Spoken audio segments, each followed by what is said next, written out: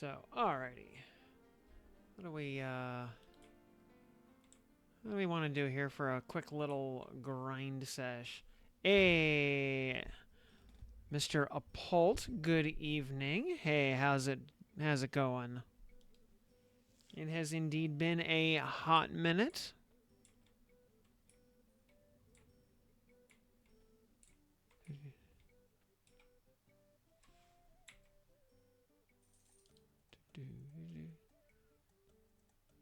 So maybe thinking we'll just hit up Befallen for a little warrior grind sesh.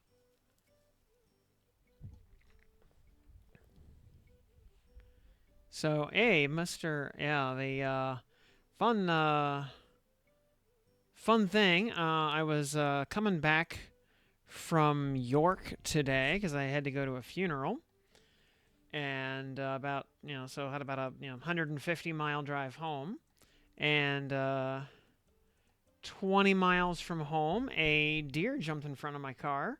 So guess who's getting a new front end tomorrow? And by the way, tomorrow will be or would have been 1 month since the last time a deer jumped in front of my car and caused me to get a new front end. Yeah.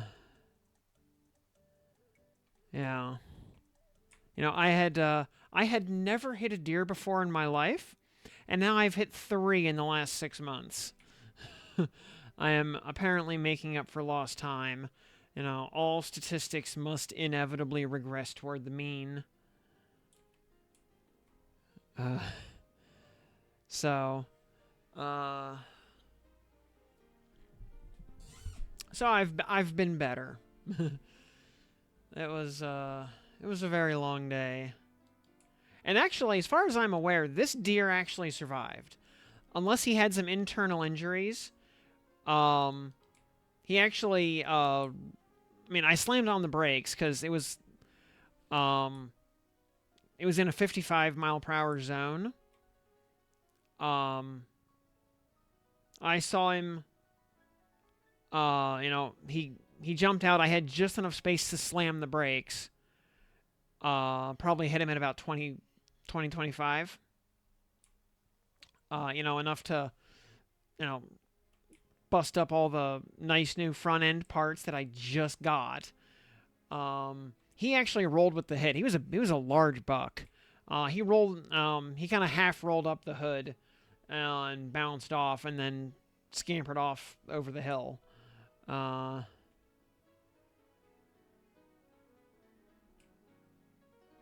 Yep, I'm aware. Yep, if as long as you call it into the game commission, yep, you can claim it. But yeah, the previous deer actually last month jumped over a steep embankment up over a guardrail. And had I not slammed the brakes, he would have actually landed on my hood and probably crashed through the glass. It would have been real bad had I not had my head in the game. Um, as it was, I hit it like I thought I just kind of tapped it, but I must have caught it at just the right angle to crush its rib cage or something. Plus, the previous one was a average sized doe, so it had a lot less mass. This was a large buck.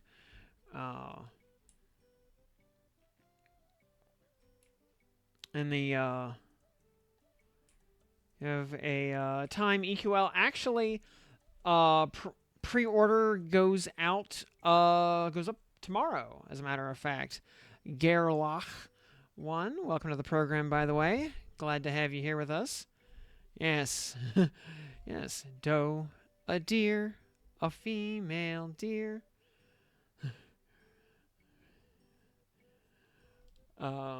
Yeah, I think pre-orders go up tomorrow. Open beta starts the 1st. Then actual launch is the 28th, I think. Let me actually check the news. Actual news post. Actually, I'll link the pre-order here. Wait, there's a new Golden Sun? I wish. Yeah, there's the actual pre-order page. So yeah, pre-order launch. Pre-orders go out tomorrow. I'm sure the purchase page will probably crash with as many people as have been signing up for beta and whatnot. Yeah, open beta begins July 1st, which will be on a new clean, fresh start beta server. It will be wiped on the 21st, and then full release, giggity, will be on the 28th of July. And box price is $20. Game comes with 1 month sub, after which subs will be $10 a month.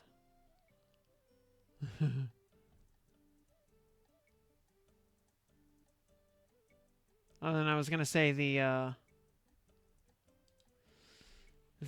first deer I hit back in December was actually 3 days before Christmas. That deer, I was driving from my house. I had just come back from a convention, and was driving about 5 miles over to pick my dog up from the babysitter. I was driving down the highway. Deer stepped out of the darkness. I hit it at 55 miles per hour, totaled that car completely. I didn't even have time to hit the brakes. Because I couldn't even see it until I was on top of it. So that car was just destroyed. I had that car for 9 months. That car replaced my Cadillac, my XTS, which was a beautiful car, that I had for 6 months before. Yeah, the Caddy got the Caddy. I was stopped at a stop sign. It was either a stop sign or a red light. Either way, I was stopped. Kid came around the corner and rear-ended me while I was sitting there. Yeah, that Cadillac I had for 6 months. Yeah. Then yeah, the Impala that replaced it I had for 9 months before that got totaled by a deer. And now my Altima that I've had since January has now hit 2 deer. And will this is actually the 3rd time I've had to take it to the body shop, because right before the previous deer strike, a road that was rutted out really badly with a bunch of really bad potholes shook the car around enough. It cracked one of the tabs that held the bumper cover in place. So it had to get the bumper replaced because of that. So, car I've owned for 6 months is I will have now replaced the bumper 3 times. So I'm this car is cursed, absolutely cursed, almost as cursed as my my Charger. God. Just like so many bad things happened to that Charger, and like it was never the car's fault. That car was a tank, but just the weirdest string of just bullshit kept happening to it. When it finally got flooded in a hurricane, like it was almost a mercy killing.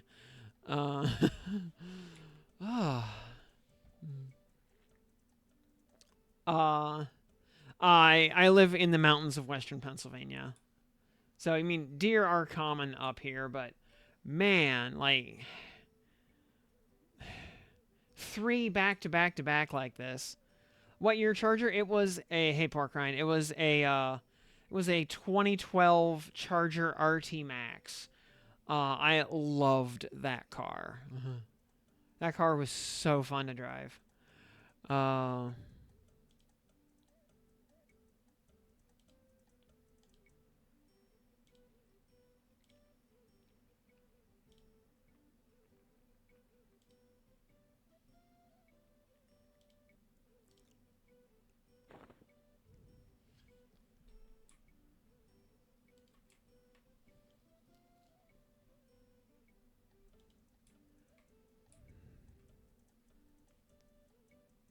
Uh, hey, we've gained the ability to use cleave. All right, yeah, I was gonna do something a little more substantial tonight, but since we didn't even get started until 10 o'clock, and just not in the mood to have to use my brain right now.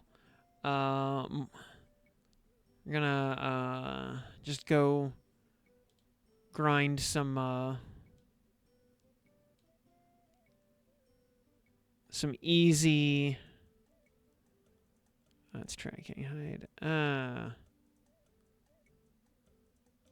We'll just go grind a quick batch of easy AAs by leveling warrior up.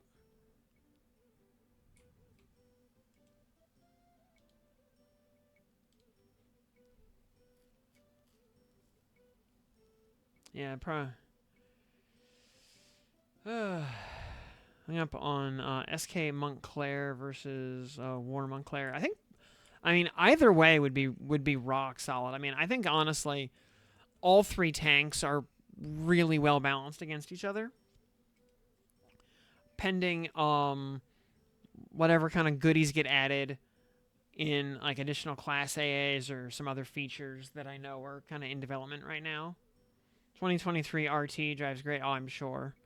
You know, with 20 and hey, Garlock, dropping that follow. Thank you. I appreciate that. Glad to have you here. Yeah, Cleave versus Reeve versus Harm Touch. Yep.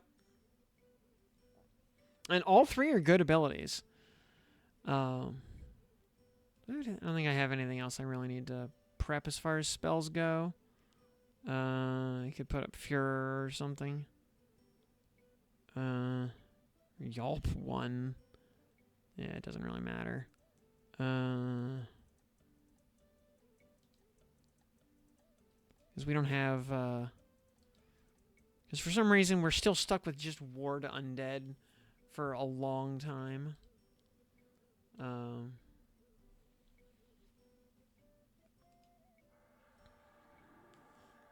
Your vehicle turned 30 years old, but it's a Jeep XJ. So yeah, it's just barely getting warmed up. I'll tell you also back in 2012, the RT Max was a specific trim level they made from 2011 to 2014 that had every interior luxury feature that Mopar physically manufactured. I mean, it had heated and vented seats, heated and chilled cup holders. It was just awesome, and you could get it in all-wheel drive, which mine was. Useless trivia: 2014 was the last model year you could get V8 Chargers in all-wheel drive. From 2015 onwards, you could only get all-wheel drive on the V6.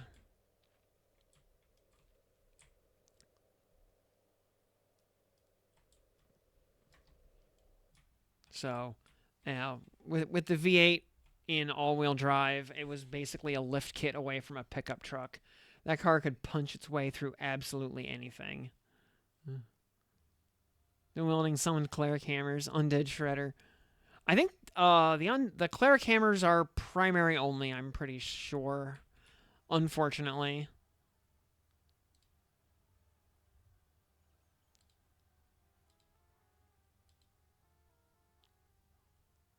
Oh, we want to enable respawns.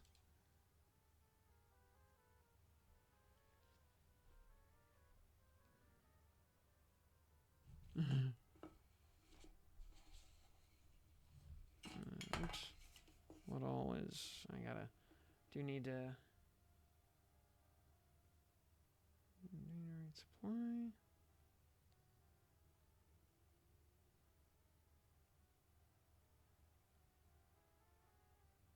And have they... Well, it hasn't populated through yet.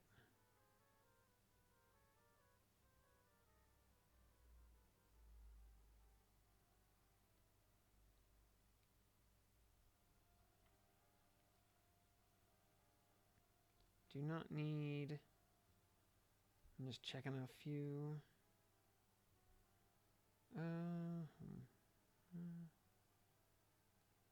Let's see.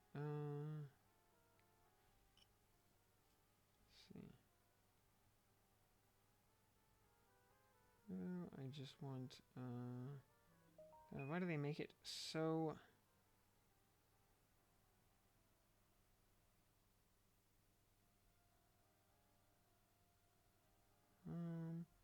why do they make it so hard?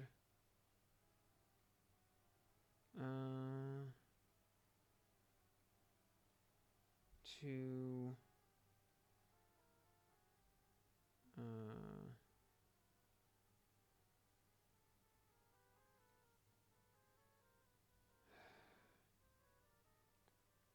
seriously. Help center. How... I just want to know, how do I... payments... claims...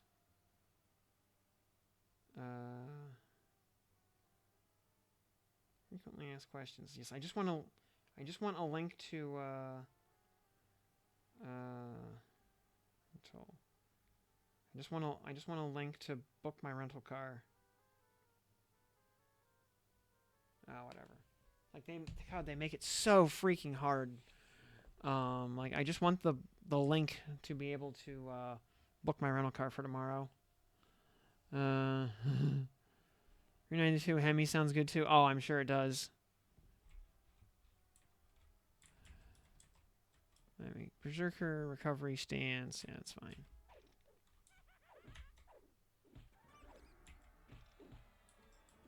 Yeah, as a paladin warrior berserker, we don't have a we don't have a whole lot of mana.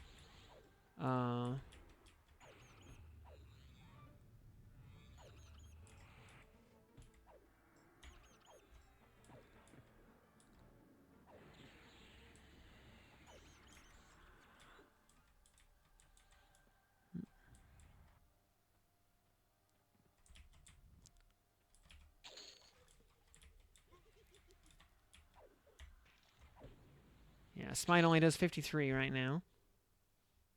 And yeah, where in the I just want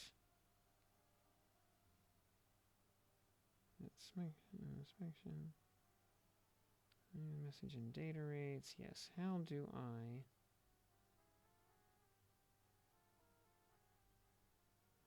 mission is complete? Claims. The payment of that. Insured. Payments, I don't need that. I just need to know how to...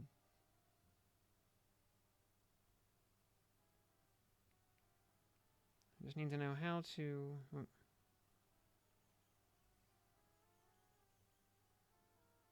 links.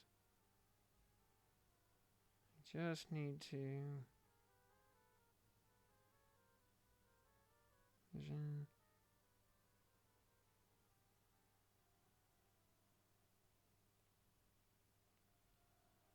Like, come on, Allstate, just tell me how to... Like, I've gotten this, Claims.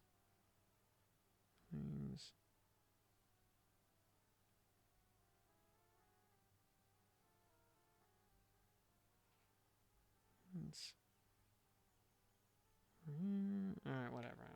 I'll deal with it in the morning.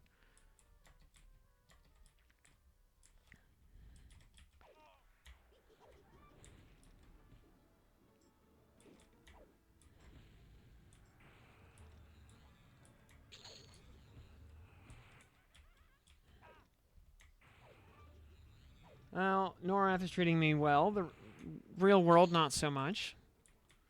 As we've been discussing here.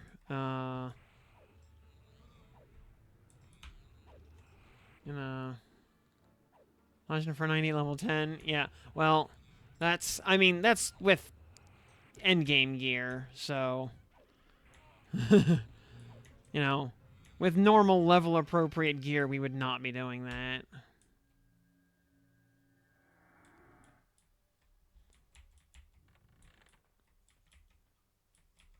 You know, not even close.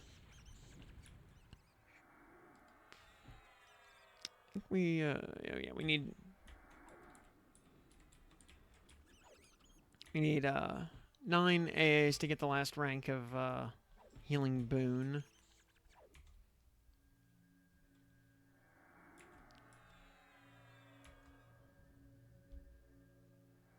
And tomorrow being patch day, we should have hopefully some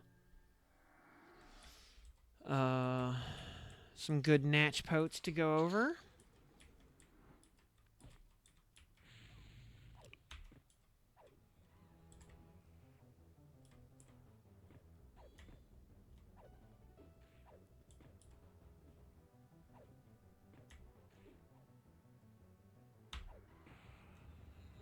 So we'll maybe we'll have some new stuff, some new content or something to try out, or some class balance goodies to look at, or something of the sort.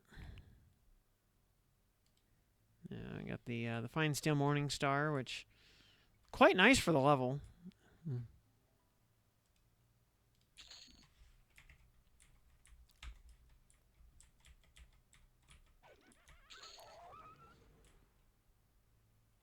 Oh, why Natch Potes? That really annoys you. And it's just a cute little thing. Yeah,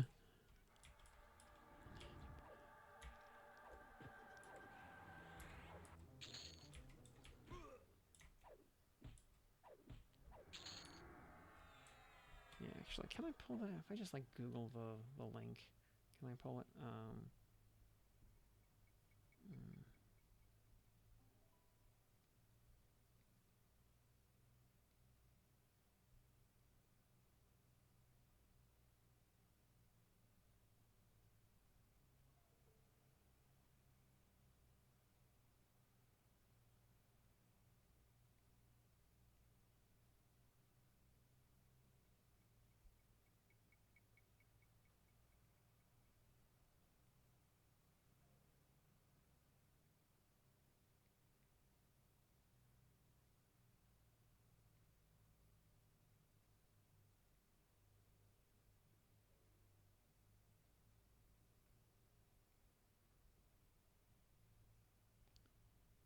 Where is the?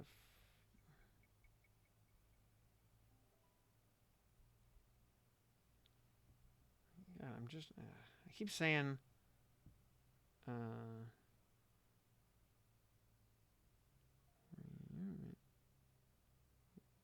don't need that. I don't need that. I need.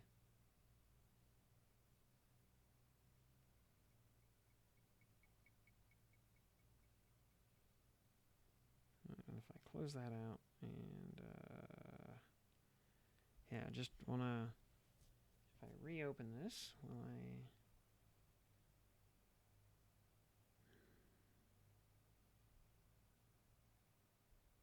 Okay, there's the claim.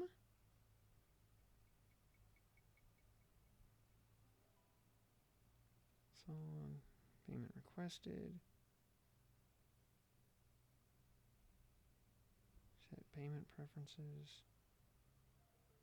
Oh, I can hit the chat button. Here we go. Here we go. Rental options. I hate the AI chatbot. Play call. Okay, I can just call that and okay, cool. All right, that's taken care of. All right, all right. That's all I was looking for, was just that phone number to call Enterprise, and that I can do. That I will do in the morning. Okay, so all right, it's all good. Name was Howell, I didn't realize. Yeah. Do I have any? I don't think I have any backup keys on hand. So I will actually loot the key. But yeah, I mean that's the name of the channel. Just call me Tim. That is my actual name, because I am one of those weirdos who uses his real name on the internet. Maybe because I have such a, common basic bitch name that it is physically impossible to dox me.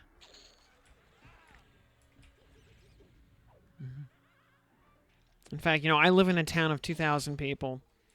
First time I moved here, back in 2021, first time I went to vote, the polling people almost had me um, sign on the wrong line because in a town of 2,000 people, there's another person with the exact same name as me.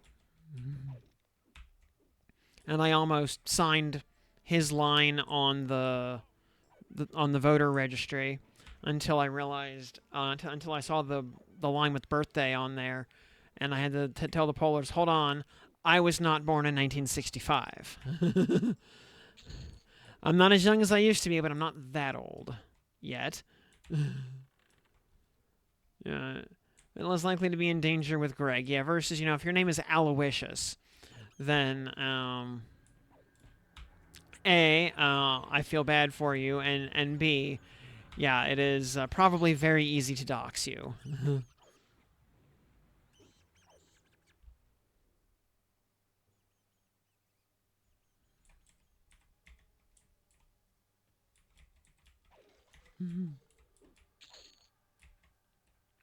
uh, Versifier, yeah, unusual spellings, yeah, like um, back when I used to do tech support, um, I swear, like, because I did tech support for the University of Maryland for their online school, and I swear half of their female students were all named Jacqueline, but no two of them spelled it the same way.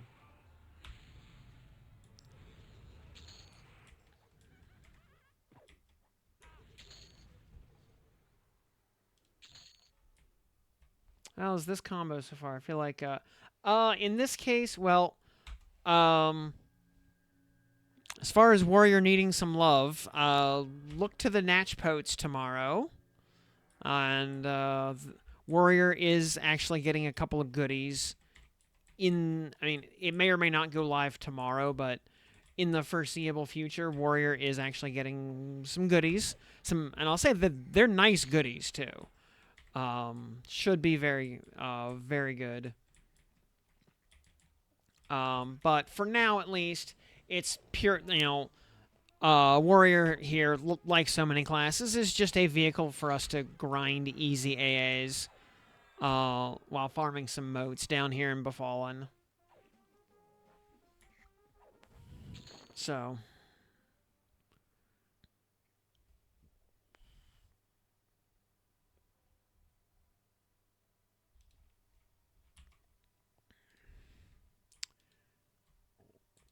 yeah, I've heard nothing but good things about Heroic Leap. Um, Leap approximately 10 feet forwards to the target. Yeah, you get the attracting the attention of up to 8 opponents within a 40-foot radius, increasing hatred on you by 1250. Yeah, I have heard that this one is awesome. I don't know why Heroic Leap says Paladin on it. It's not. It's a warrior ability. Uh, it's kind of goofy. Oh yeah, Cleric Divine Avatar. Honestly, and we also got Warcry. Oh yeah, grant the party immunity to. Unfortunately, Warcry not amazing. Um, yeah, group members on a 36-minute timer. You give the party fear immunity for 10 whole seconds. Yeah, just that one is much less interesting, but yeah. Um,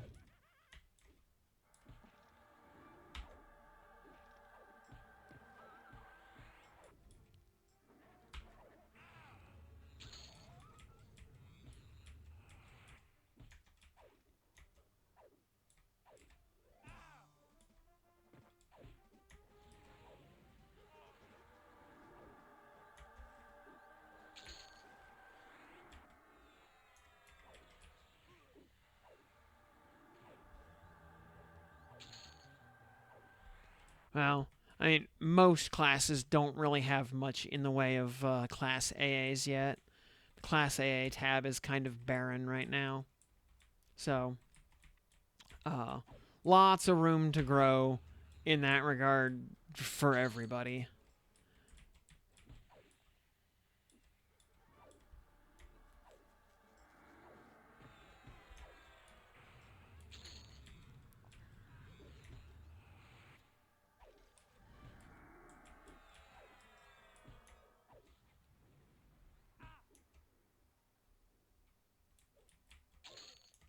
Yeah, Berserker Sprint is just dumb. Uh,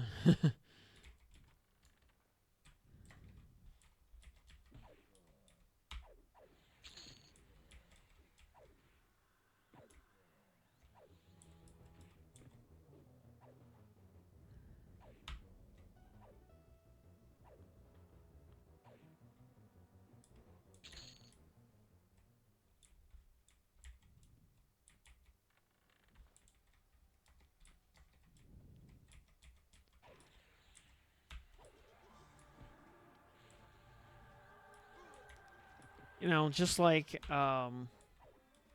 or there or other AAs that we have that will be good eventually, like Paladin's Divine Stun.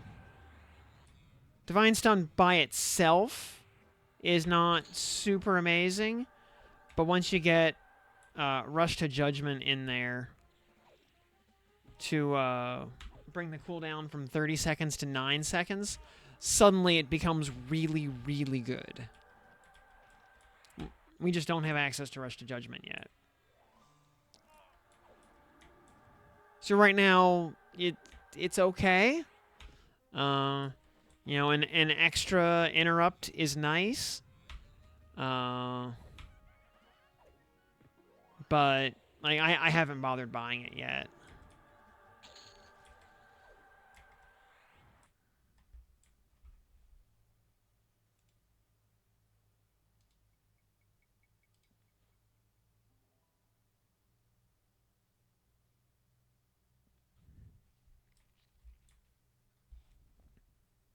Oh yeah, does backstab damage not scale at all with plus marks?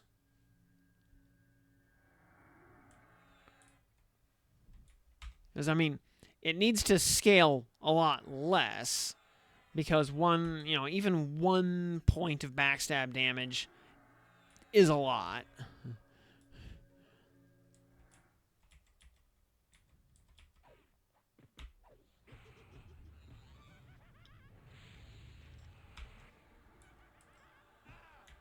I think the highest backstab damage stat in the game is 15.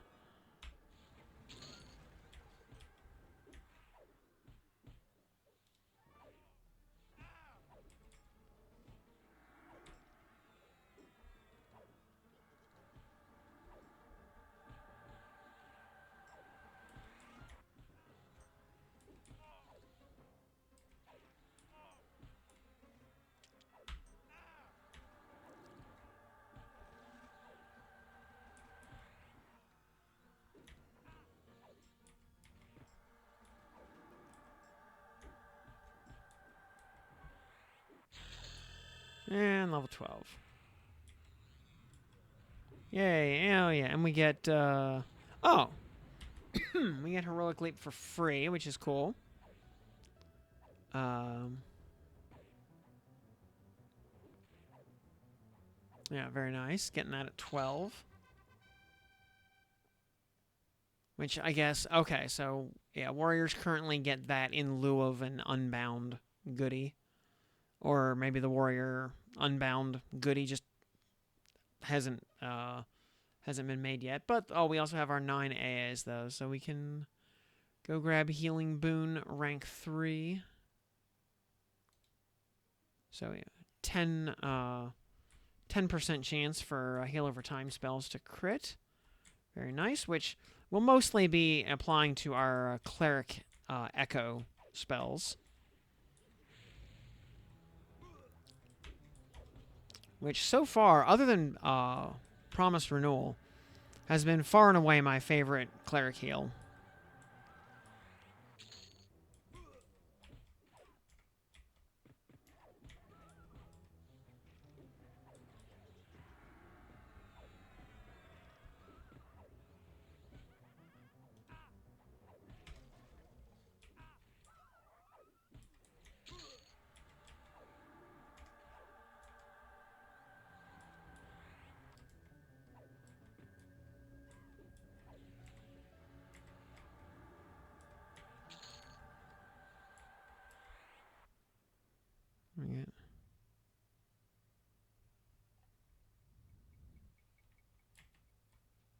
Yeah, 65% health gone in a flash. And Cleric needs rebalance. Seems like War Cleric is just unkillable right now in late game. I mean, could we? Part of the reason I've been leveling Shaman, which we'll get back to tomorrow, by the way. I want to hit 50 on Shaman. Hopefully tomorrow. I mean, if not tomorrow, then Wednesday for sure. Basically, just to see how good Shaman really is against, like, Kha'Zix and Inuruk and stuff like that. At the top end of difficulty, how does Shaman perform against Cleric?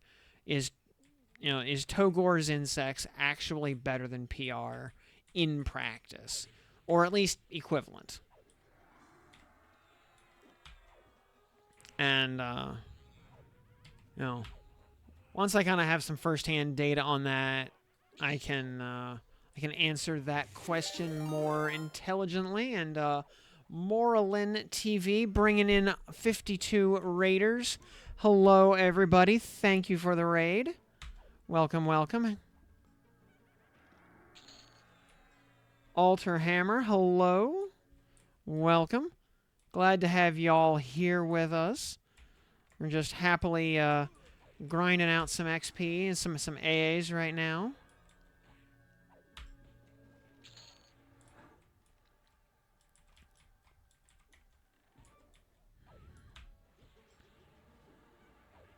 Well, I mean, my real combo is Paladin, Berserker, Cleric, and I've been loving it. Right now, we're just leveling Warrior because we only had it at 10, and, leveling up a class from scratch is just a great way to grind easy peasy AAs. So, it's just a vehicle for free AAs for the moment. It's not going to be... I would not play this specific trio seriously in, in probably any context.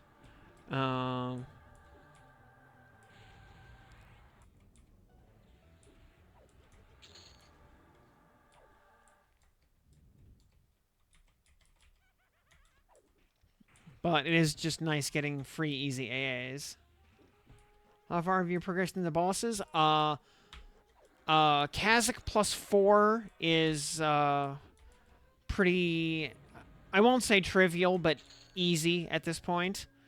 Inuruk +2 I gotta lock in for, but totally doable. Have not been able to solo Inuruk +3 yet. Pal Inch Rogue. Interesting. The swap Rogue for Zerk. Yep. Oh, yeah. Zerk stance is amazing. And, yes, Sephiroth says, yeah, you've watched so much change in Pal Claire Monk to Pal Claire Zerk. Very good. Actually...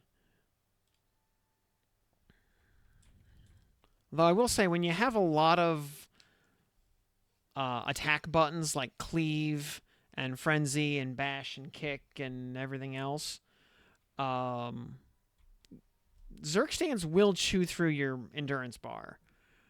If you don't have a lot of those, or if you have, like, Backstab, because Berserker stance does boost your special skill damage and does burn endurance from those. So if you have a lot of those buttons, you will chew through the endurance bar. Otherwise, just auto-attacking with Berserker stance is very endurance efficient. You get a lot of damage very efficiently. Yeah, Pal, yeah, and SK both pair so well with Zerk. Yeah, they're fantastic. And yeah, Bobby Flay, good evening.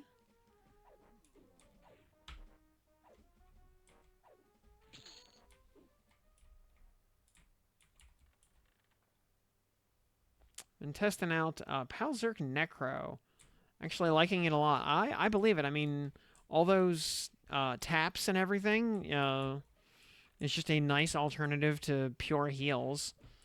So, The healing side is a little bit less efficient, but on the other hand, you're doing damage. So a little bit of give and take.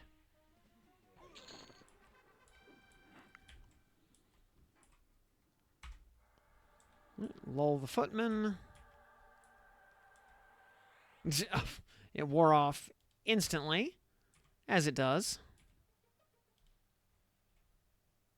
Alright, we just need lull to last more than 2 seconds. There we go.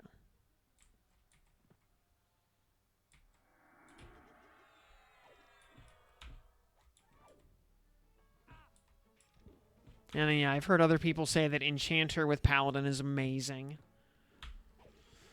So, once we're done leveling Shaman, I think we might level Enchanter next just to see how well that works.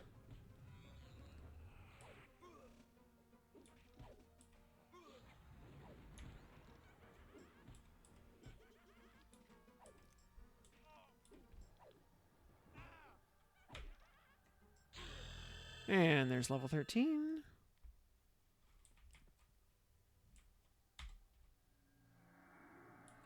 Yeah, you're loving Palange so far. Yep. Now, you've been, like, spell blading some of the big, Enchanter nukes.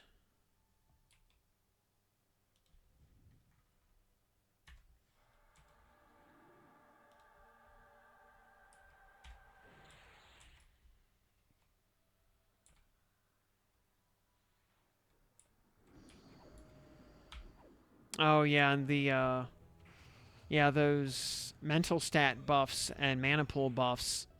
Yeah, all that, actually. Yeah, and the mana regen to let you keep rolling, big smite spam. Yeah. So you can actually maintain smites at Zerk speed. And Minion, good evening.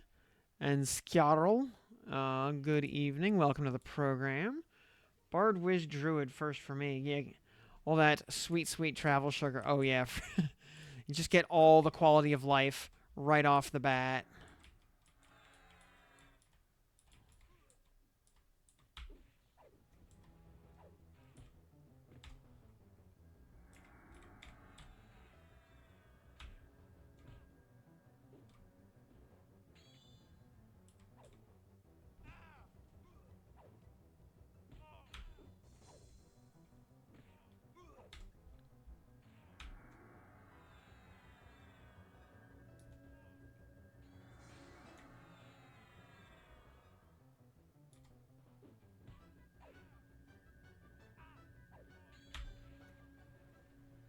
Another silver-plated war sword. Which, also, yeah, at 2138, like, totally valid starter weapon for something you can pick up at, like, level 10. If patch was up to you, what is one thing to nerf and one thing to buff? Ooh. Good question. Um...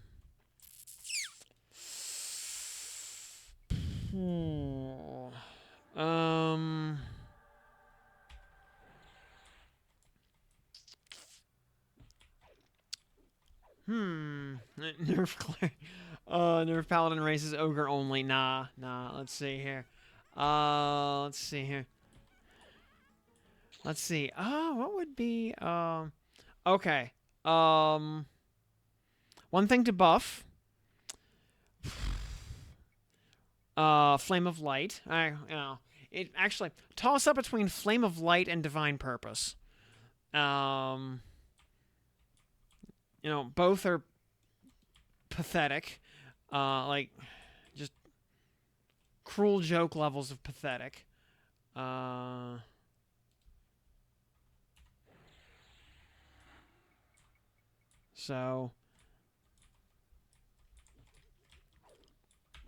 we aggroed Gynok Moltor. He's gonna bring like half a dozen mobs with him, probably.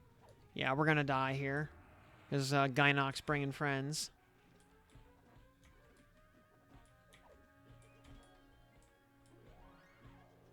Yeah, as is so often the case.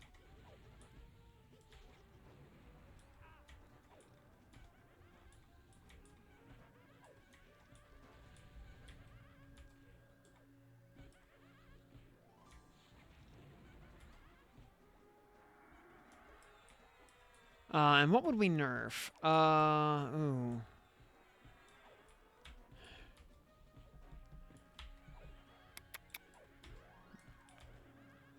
What to nerf is actually a harder question. Oh, actually, the Bard Rune Song, actually. Yeah, Bard Rune Song. Because it's like a 50-point rune on the party every tick. For free. Um...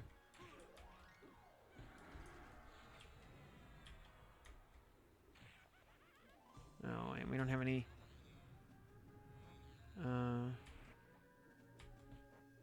Our stance doesn't actually matter right now because we have no, yeah. We actually almost cleared that train.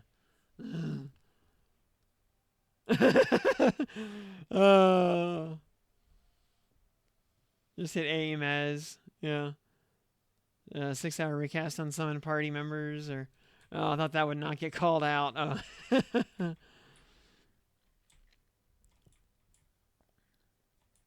think the first time I was grouped up with a bard and saw that song going off, I'm like, what? Like 50-point rune every tick. Like, this is one of the best damage mitigation features in the game, and it has no downside, no cost, no nothing.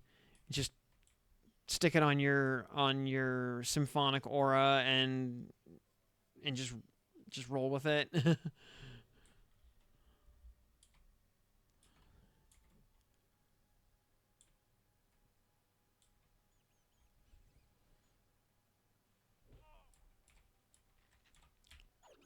I mean, it's Berserker stance is, I think, straight up better than offensive stance, but I would posit that it should be because it's a class feature, whereas offensive stance is just a thing everybody gets.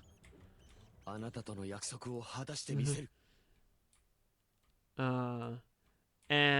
DJ Pyralphos, welcome to the program. Thanks for that follow. Glad to have you here with us. Yeah, right now, Berserker Stance is basically the one standout feature of the entire Berserker class. I mean, otherwise, its other major feature is access to a better two-hander than what anybody else has, at a time when two-handers are just worse than dual wielding. Yeah, Blood Rune is really good. Yeah, if you once you get your melee crit stuff maxed out, once you get Combat Fury, although rank 4 of Combat Fury is only 5%, Berserker's Unbound Fury is 6%. So Berserker actually more than doubles your crit chance anyway.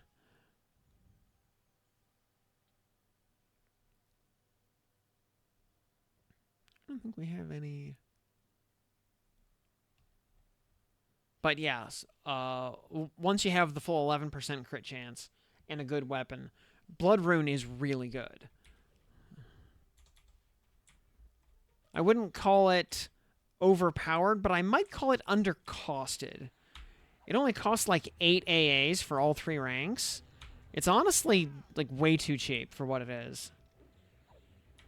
I mean, I think Frenzy is pretty good, but as I've said before, like, I am so accustomed to just doing 0 DPS. The fact that, and just not really having buttons to push other than bash, as far as, like, melee combat goes, just anything at all that adds any damage at all feels good to me. Even though, if you actually look at the numbers on Frenzy right now, it's actually pretty weak. Frenzy is in line for a buff that is coming soon trademark.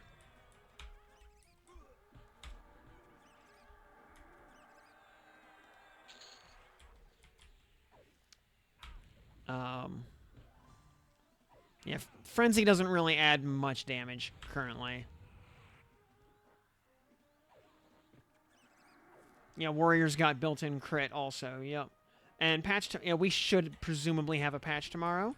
It is supposed to be every Tuesday, though some of them have gotten pushed back to Wednesday just for, you know, better deployment, you know, QA and whatnot.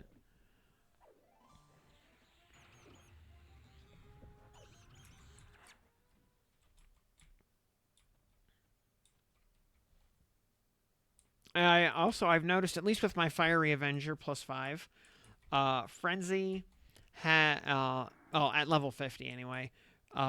Frenzy has a strong propensity to deal exactly 69 damage. Very nice.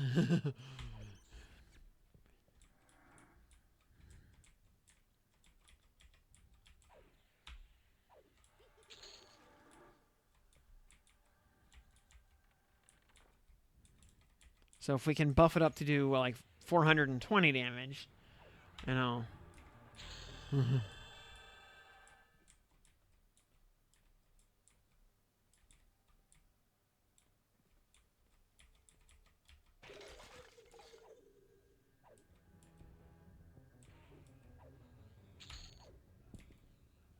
Yeah, fastest route to Ogre, Paladin, Cleric, Zerk. That would having to take Zerk in the primary slot. Unlocking Ogre is hard right now. Because the untapped potential races Ogre. Ogre requires you to get maximum faction with Ogok guards, Clerg, and Merchants of Ogok, which is easier said than done. It's one of the harder faction goodies to do right now. You know, maybe we'll see some revisions on to make it easier to gain those factions, but right now those are annoying factions. You know, not impossible, just annoying.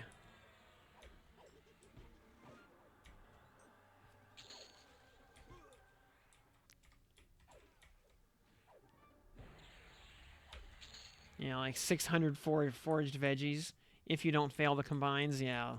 So, yeah.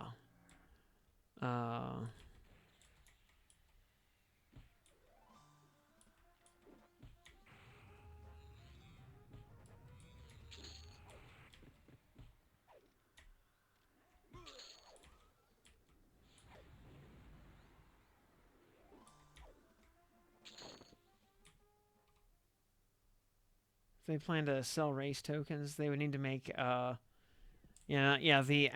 also the nice thing with the Muffin Quest, you should be able to just hand Pandos just a stack of, you know, of like 100 muffins in one click, you know, or even in just an arbitrarily large number of muffins, and have the, you know, 100 or 200 or whatever turn-ins done instantaneously.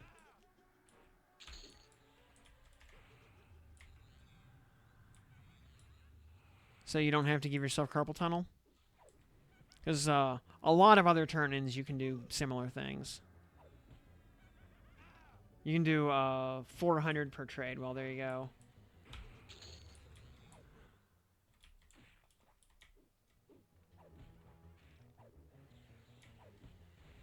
Yeah, let's see. Yeah, Elcry, Strana, good to see y'all tonight. Happy Monday, everybody.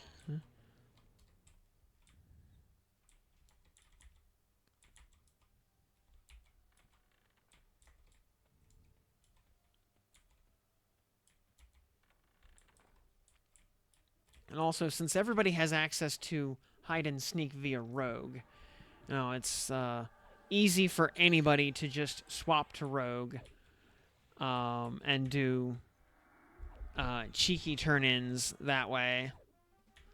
You know, or pick stuff up off of merchants that would otherwise not talk to them.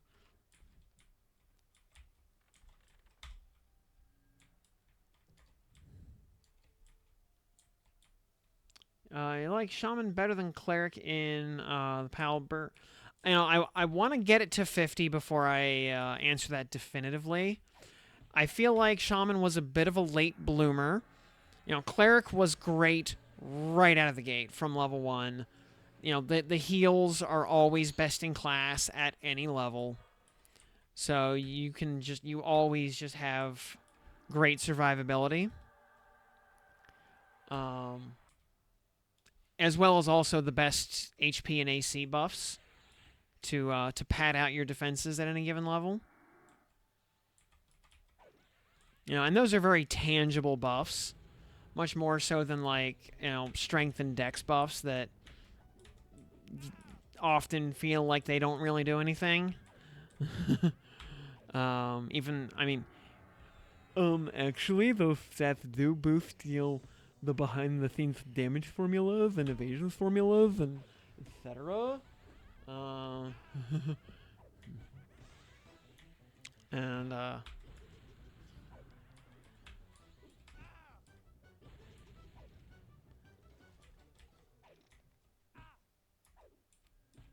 But yeah, no, those gains are from like statistic buffs are often difficult to notice or feel.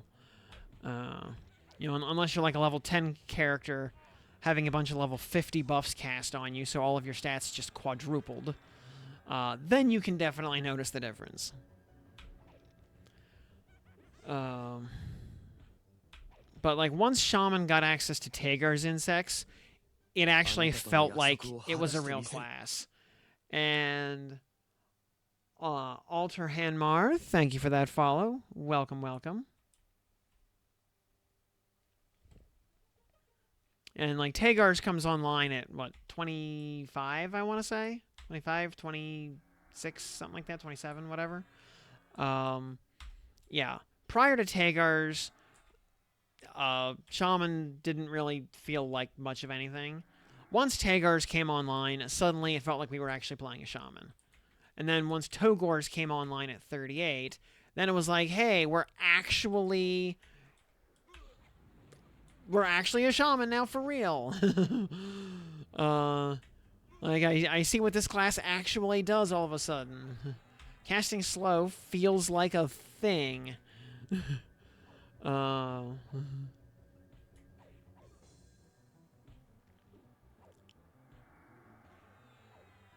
Yeah, Druid gets crit everything. It's less crit than what the specialists get within their sphere of influence, but the Druid Unbound AA it's like 2 or 3% crit everything. Nukes, heals, dots, everything.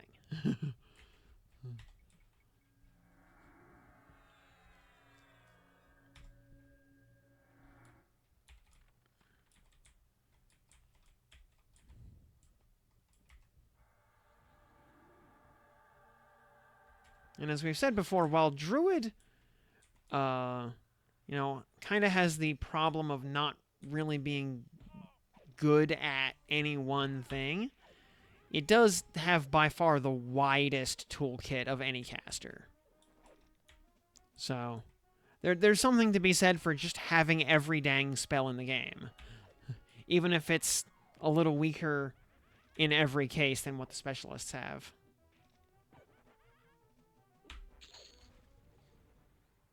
Oh boy, another mallet head.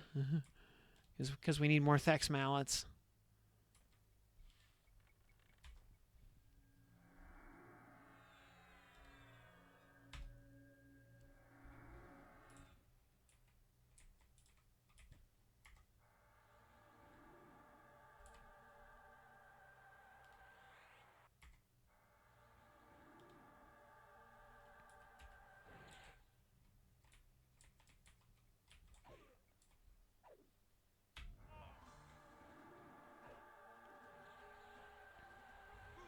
I should actually get a blued two-handed hammer just for funsies.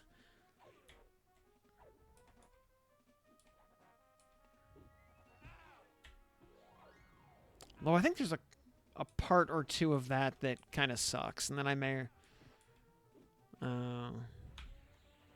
might take more effort than it's worth.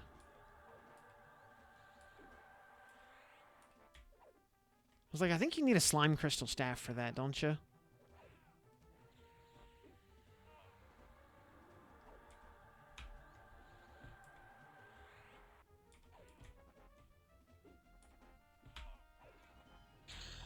And level 15, huzzah. Now we get Instrument of Knife.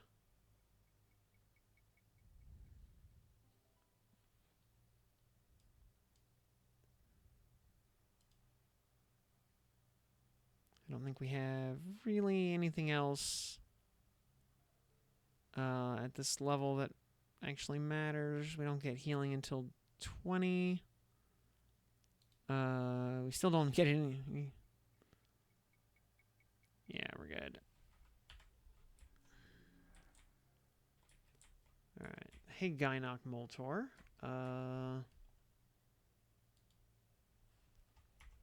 We're gonna lull your pet. We're gonna lull the Will-O-Wisp. And...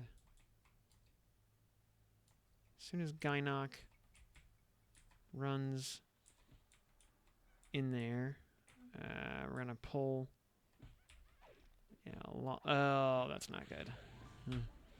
That's not good.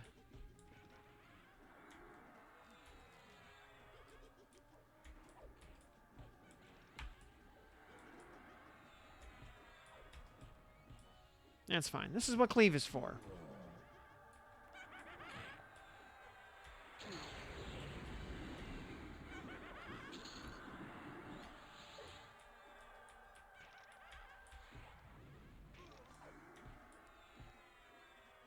You heard how long the pre-order is open? Have not seen anything about hours or time in the day or anything like that.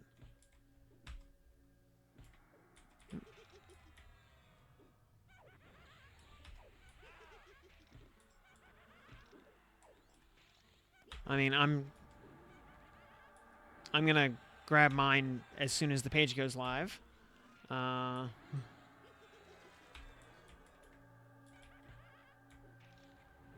11 to 11:05. What are we pre-ordering? A Magic the Gathering secret lair?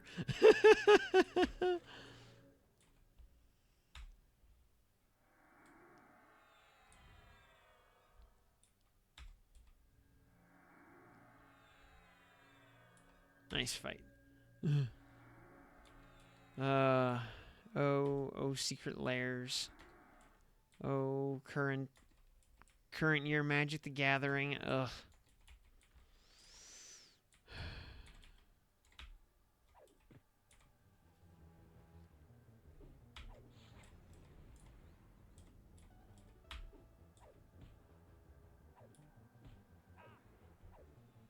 You know, I have not put money into Cardboard Crack since, oh, basically probably college. So, 20 years. I do have a deck of cards here on my desk, though. The one deck I still have assembled. Now, I sold off a few cards out of this years and years ago to pay rent. Yeah, many years ago. I sold off some of my revised dual lands that I had.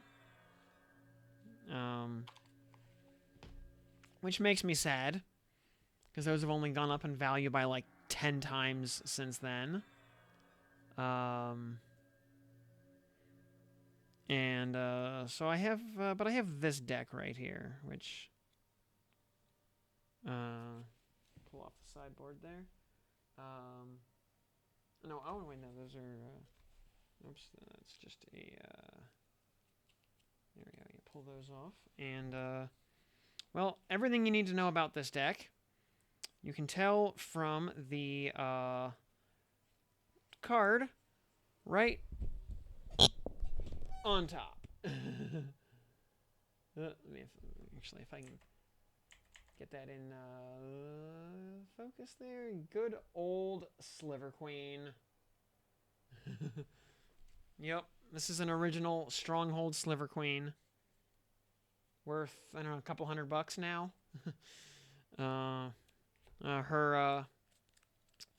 Her husband is right. The Overlord is right behind her. Right behind that, one of 3 defenses of the heart. Have a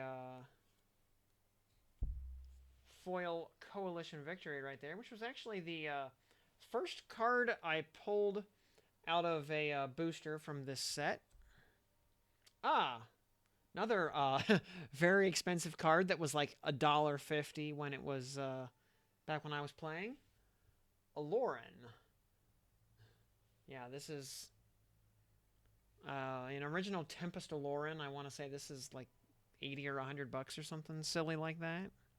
I think these Defenses of the Hearts are about the same price also. 4th edition Demonic Tutor. Original Legends Land Tax, one of my favorite cards of all time. Let's see here. Oh, Coat of Arms. Oops. Cards are falling everywhere. And mobs are repopping all around me. 3 Birds of Paradise. And, oops, I gotta actually, I gotta push buttons. Gynoc. Buddy. I'm trying to show off my cards here, bud. Yeah, 3 Birds of Paradise. One is... Oh, wait. 2 are revised. 1 is unlimited. And then we get into a bunch of the other assorted common and uncommon slivers after that.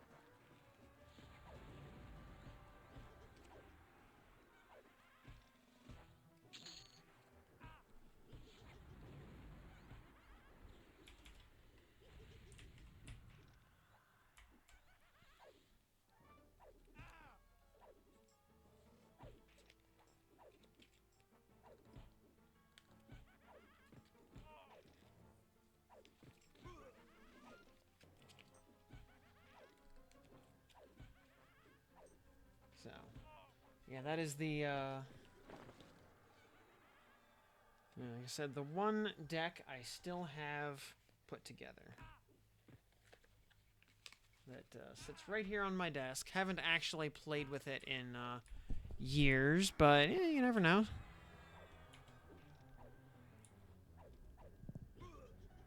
The 94 copyright and which to be unlimited it should be. Yes, I think as opposed to the slightly washed out colors of revised. Oh wait, actually I take it back. That is 95. That is actually a 4th edition bird. Yeah. Yeah, it's not unlimited, it's 4th edition.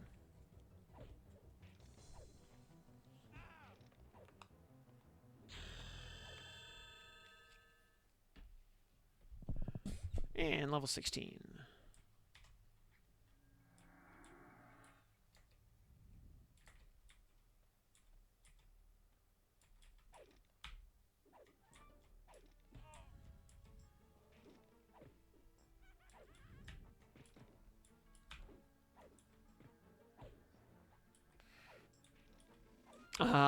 Also a land tax enjoyer based. And yeah, you know, I never really got into Commander.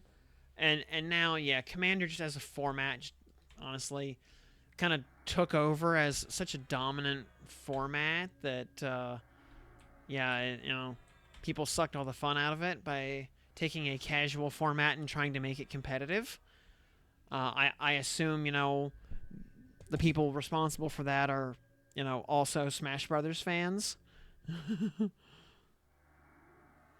When the system auto sells stuff, did they say where it goes? Because we used to be able to look on vendors Yep, you can still do that. You can't get reclamation tokens here on beta, but, you know, but that is a thing. EDH meat hooks. Yeah, slivers have gotten out of hand. Yeah, I mean, they were always out of hand, let's be real. Started around the dark, based, and 3rd edition. Checked out just before Urza, yeah. I would have started playing in 95. When, 4th edition, yeah, when, that would have been right around the time 4th edition what had just come out. I think, when I started, Homelands had just come out. You know, what a classic expansion that was. Good old Homelands. Oh boy, truly a golden age of Magic. There'd be a scroll rack in there. There is not a scroll rack in there, unfortunately. Yeah, Magic has absolutely become Funko Slop. With its, you know, what, 3rd set of Marvel coming out, very soon. Yeah, full Fortnite mode, absolutely, absolutely. I mean, Wizards has been selling out on like all their products, and Faltorvo 7-day, 7-stream streak. GG. Speaking of Fortnite, filling out the battle pass here, getting those dailies done.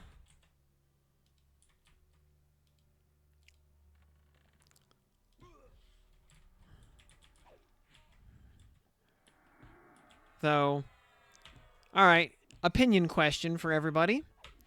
Do MMORPGs count as friend slop?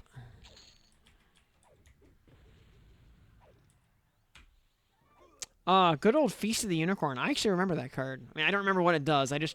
I remember the graphic or the artwork.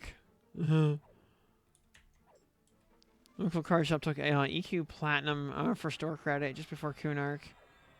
As they sold plat items on eBay. So many cards with platinum. Nice.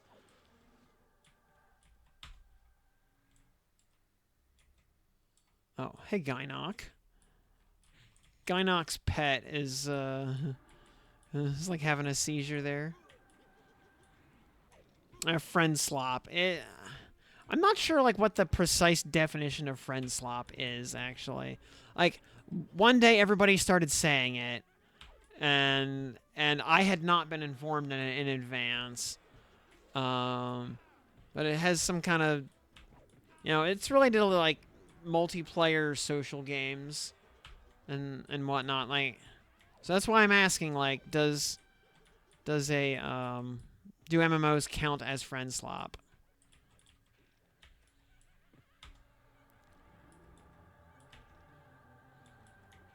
And Virtual Gamer, howdy, good evening. Good to have you here tonight. And Hey Whoa, also likewise, good evening.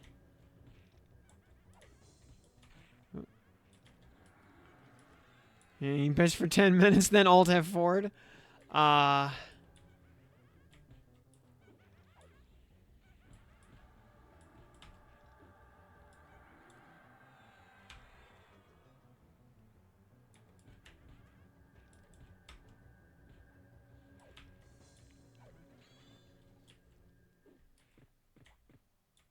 Yeah, I ran into an old guildmate on the briefly on the EQ Legends Dick Sword. But that was about it. I actually have had a, you know, I haven't actually talked to anybody from my old guilds since basically since the guild shut down 13 years ago. So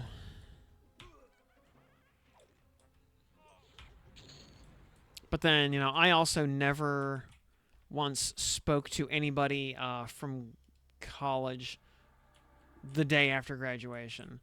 So maybe I'm just a you know, not the best example of you know, staying in touch with people.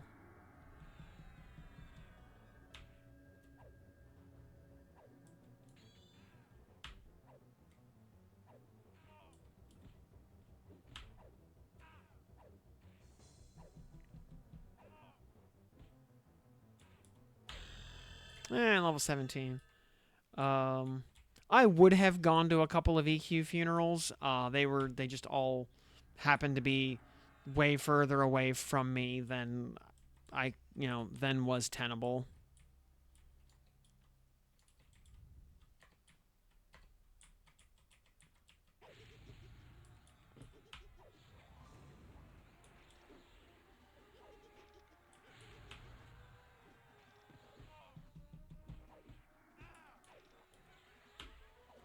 Six unopened booster boxes of Ice Age. Whoa. Those have got to be money.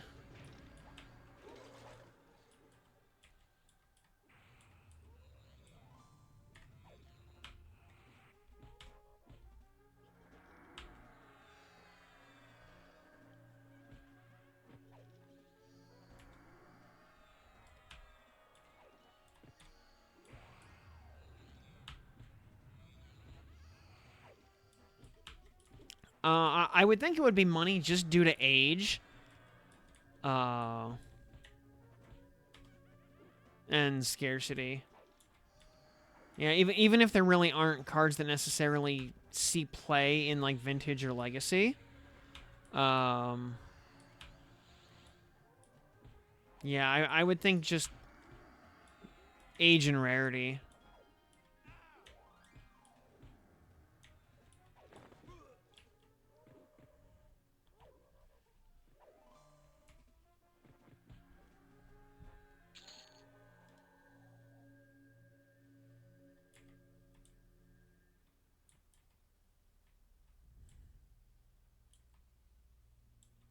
Yeah.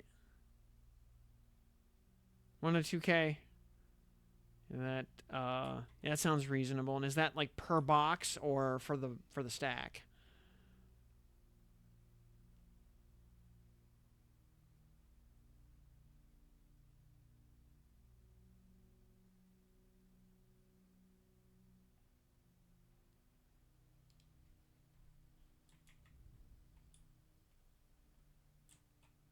And yeah, I know if you had a booster box of like Urza's Saga, that would be money.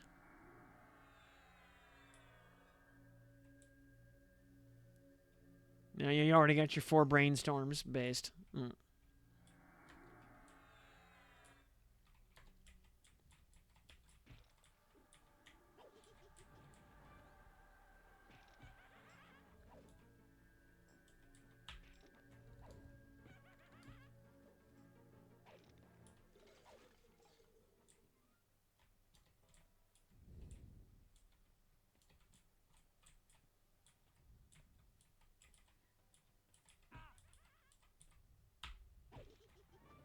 Although I'll tell you, you know what was really great about Ice Age as a set? It wasn't set in New York City.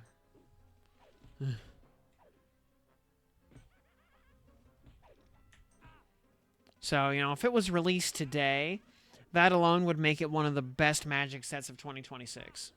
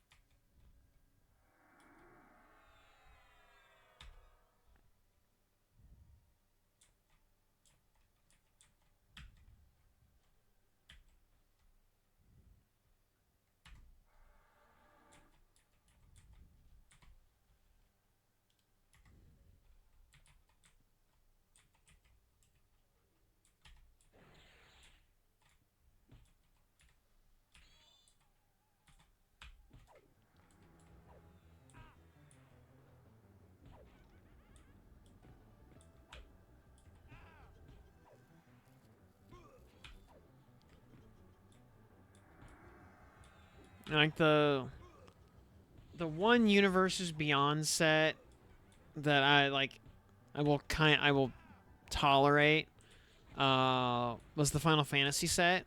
Now, partly because I'm just biased towards Final Fantasy, or at least the 8 and 16-bit games. much less so the 32-bit games. Um, but it gave us the opportunity to play Oops All Sids, and that at least is amusing.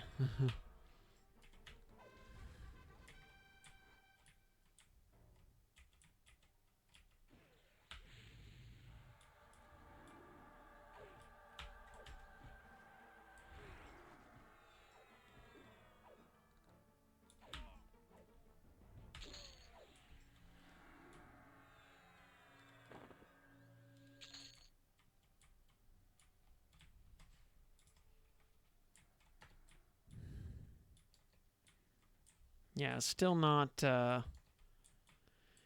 the Lord of the Rings set was fine. I had some complaints about it, but and like my big complaint with the Final Fantasy set was that it skewed much more heavily towards the popular normie games in the series, i.e., like 7, 10, and 13. Um, which I just don't care about any of those three games.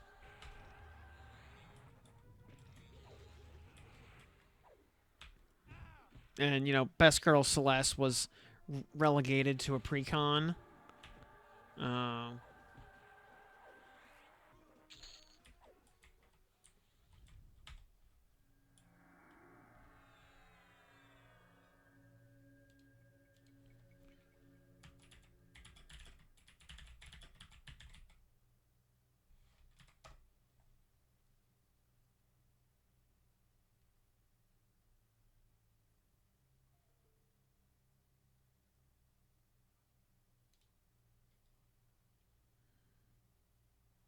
and like kind of not feeling the artwork on it, by the way. Um, Partly because it's got the well, they have Celeste as black, white, red, even though she's the ice caster of the game. She should have been part blue. Um,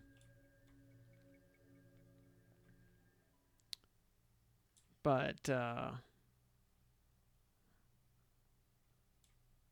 yeah, the fact that they drew her in the yellow pantsuit instead of the green leotard, that is a decision I just cannot abide.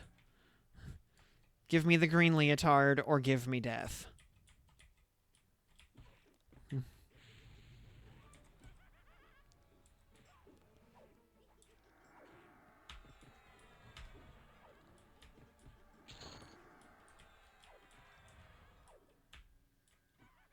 If you want an excuse to go replay Final Fantasy 1, I highly recommend checking out Final Fantasy Renaissance.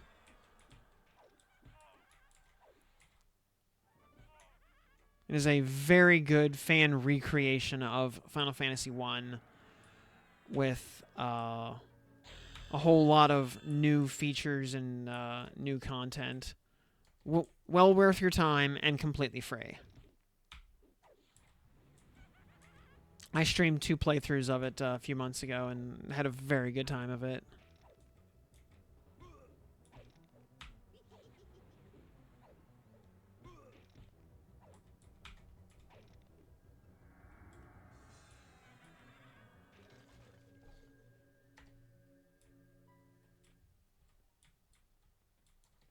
Also, just saying, Celeste's card mechanic is, you know, um, when she enters, discard any number of cards, then draw that many cards plus 1, which is a good effect for as an enter the field effect on a forecast 4/4, and then especially because you can blinker and do it again.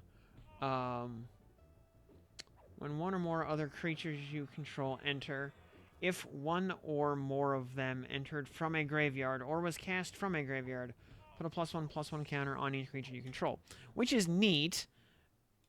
I don't really see that as being like a Celeste adjacent thing. Again, she should have been part blue because she's an ice caster, and she's basically a walking counter spell. She should have had some kind of blue counterspelly effect to reflect what Runic actually does in game. And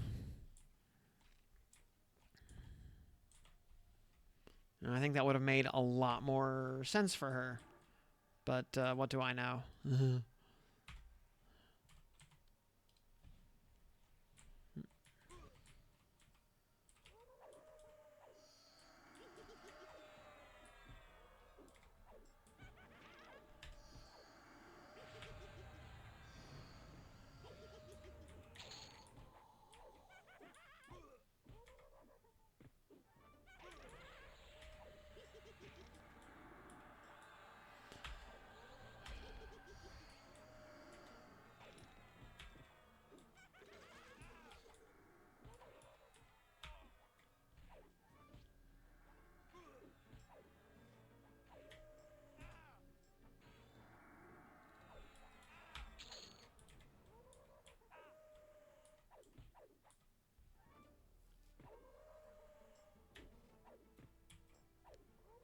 Back up to 5As. You know, we might... Innate Eminence gives you 2... Yeah. We're not to the point of taking Innate Eminence yet. We probably need more ranks of Steadfast Will.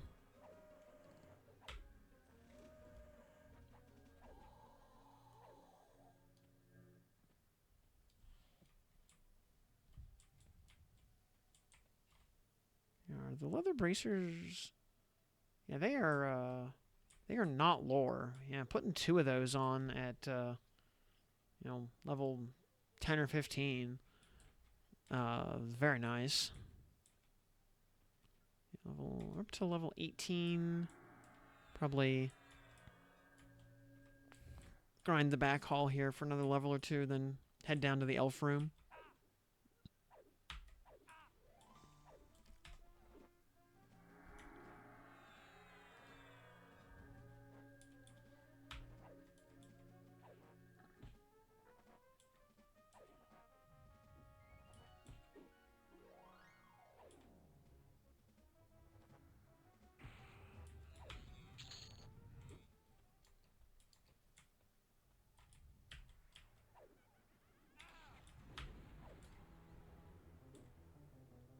Going to pre-order tomorrow? Oh, absolutely. No question about it.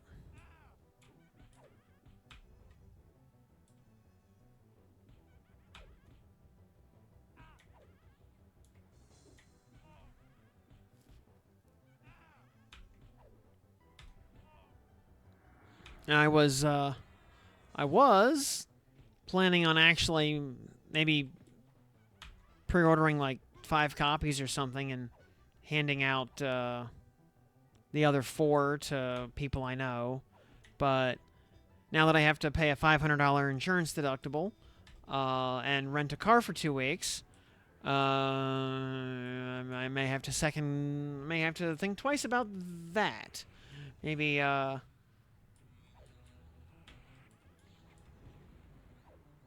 especially after also, you know, taking a day off work today to go to a funeral and, you know, miss a day of work and, you know, put and drive 400 odd miles round trip.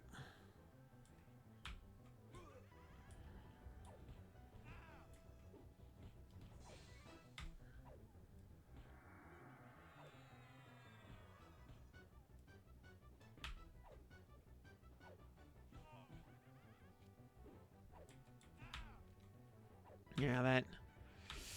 Oh yeah, that deer jumping in front of the car today is gonna cost me about $1,000.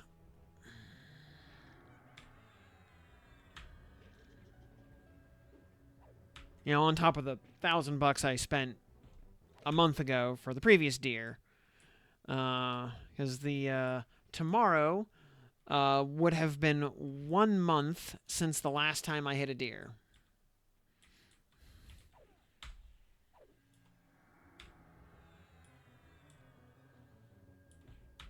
So.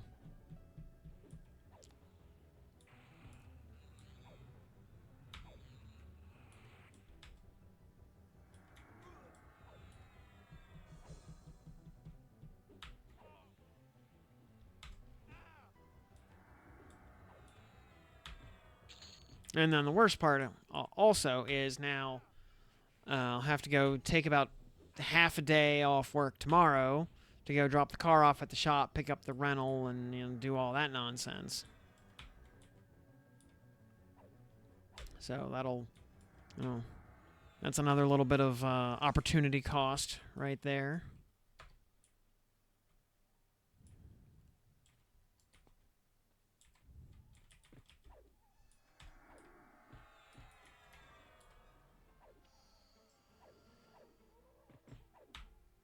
Venison is good stuff, but yeah, this deer actually survived. It took the hit in stride, kind of bounced off the hood, rolled with the punches, and ran off into the sunset. Yeah, I mean, I had to. After I hit the deer, I actually had to drive 20 more miles to get home. So yeah, the car's, totally fine, except, for the bumper being and the grill being broken again, and the hood being dented in, and I think I think one of the front quarter panels might be banged in a little bit. Not sure. And I think the headlight's a little scuffed. Like, not damaged, just kind of scuffed.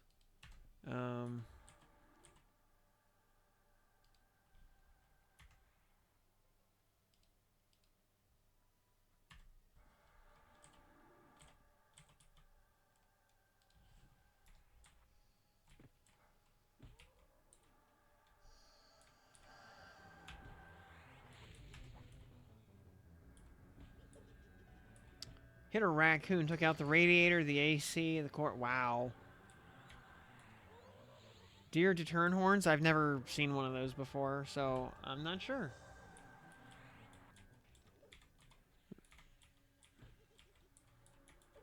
Why can I not hit this deer? Oh, this deer. This Will-O-Wisp. Because it's like right on the hairy edge of the ground right there. It was like stuck in like line of sight hell.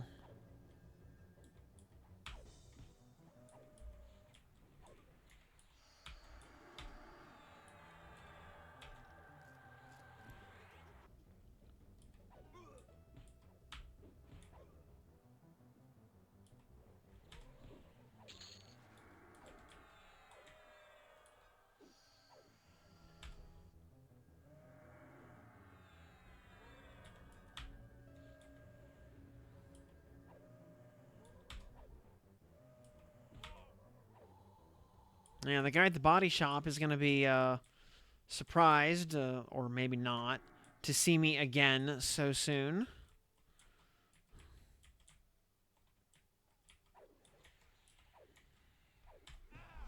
I ought to start getting like a frequent flyer account with that place. Good lord.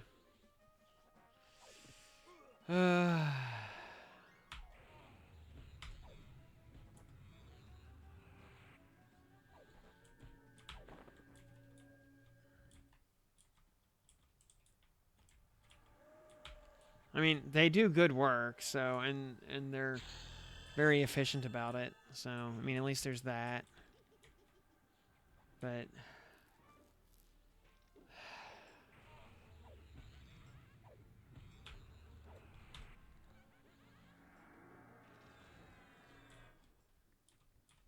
just you need a Patreon, clearly.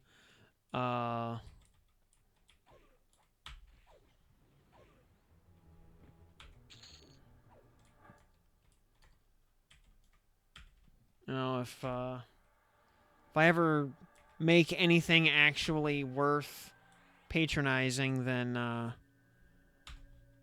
will consider it.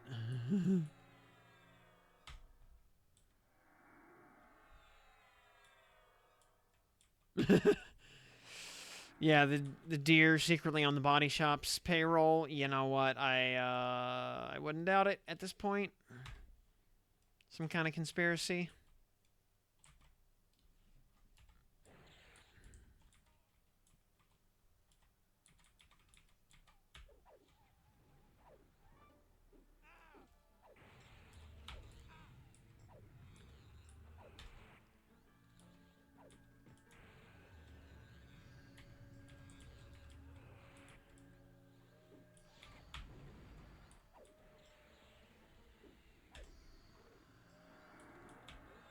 You know, and also, yeah, rolling out that much content I would actually have to find enough hours in the day to even like make enough content to justify putting up a Patreon, which would require more.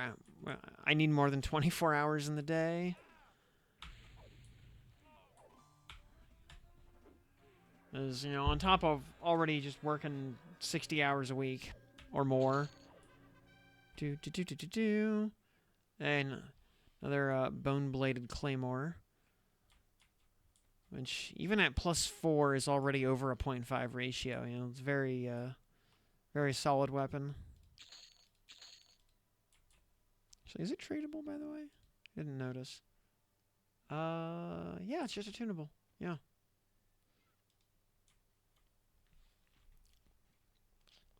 Your car's decks are up its edge.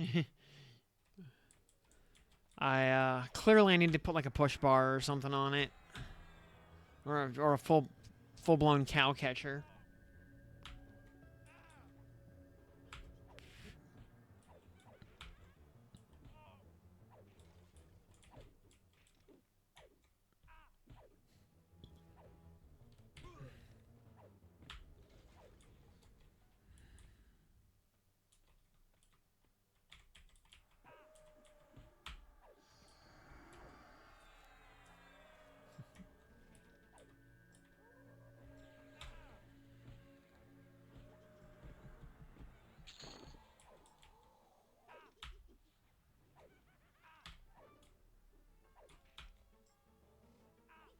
I will say also, I'm still a little bit upset about my Cadillac getting destroyed, because it didn't even get hit that hard. When it got rear-ended, the kid hit it like just hard enough at just the right angle, with a large pickup truck. Then he pushed in the back end like just enough that you couldn't close the trunk. And you know, not being able to close the trunk is one of those classic hallmarks of a constructive total, because that means something is bent that is not supposed to bend.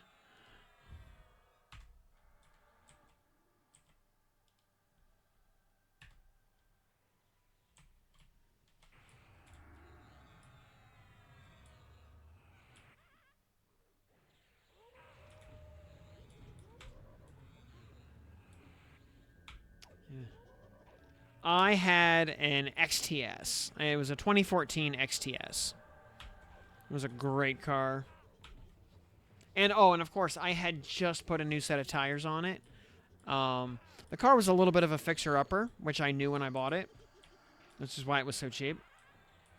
I had just put like close to $3,000 into that car, replacing a couple of because it needed a couple of things under the hood, and it needed a new set of tires.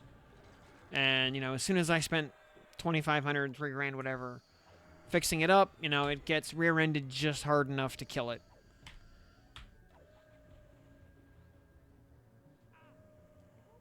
Let's see. Oh, a bull bar? Yeah, I actually, yeah. that is a proper Australian, bull bar right there.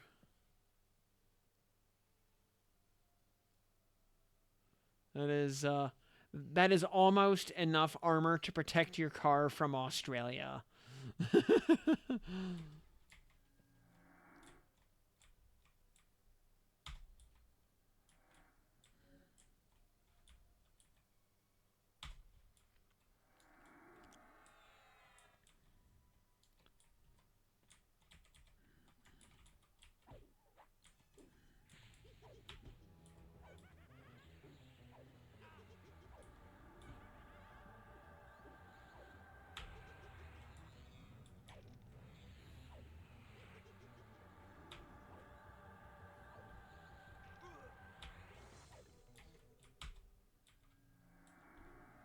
Well, you know, the only thing that can protect you from Australia uh, is a zealous and unwavering belief in the God Emperor.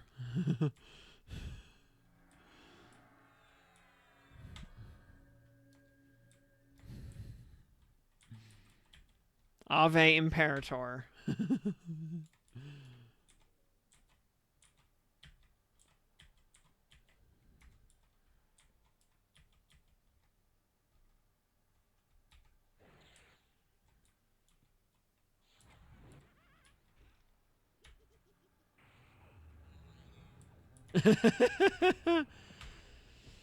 uh,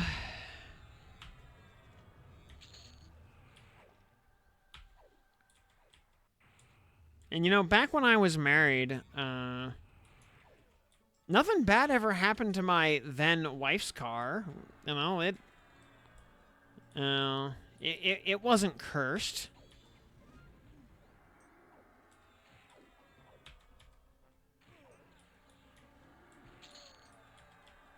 But just, you know, I'm not allowed to have nice things, apparently.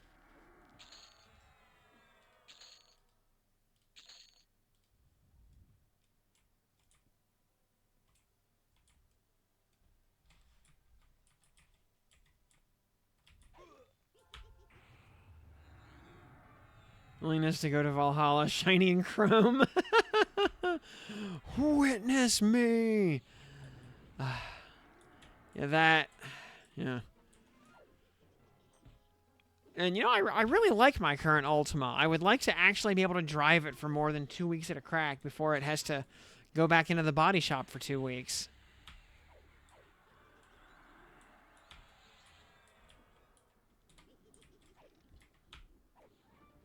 It's it might be it might be as cursed as my charger was. Man.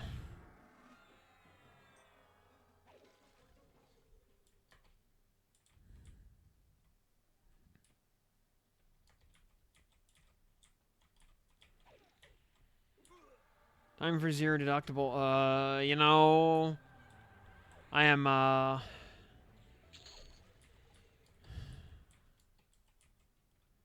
had I sprung for the 250 deductible instead of the 500, would have been a good purchase. Level 20.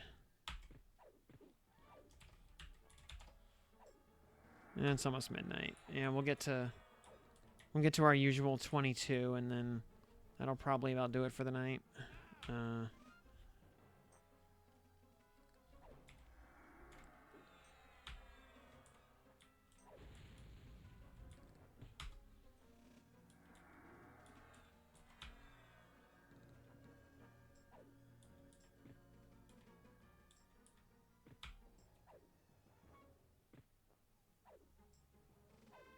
Oh yeah, is you've yeah, I know, yeah, you've mentioned that to me before. Yeah, the idea that you know, in the post World War III nuclear apocalypse world, you know, we go back to Norse mythology.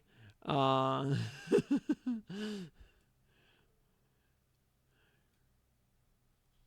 Although I don't know, counterpoint. You know, the bombs drop, you know, and the world collectively says like, "Hey, we spent the last, you know, 2000 years trying to decide, you know, between like the big 3 of Abraham. None of those really seem to help. So, let's take it back a notch, you know, and you know, the new gods aren't really working. Let's go back to the old ones."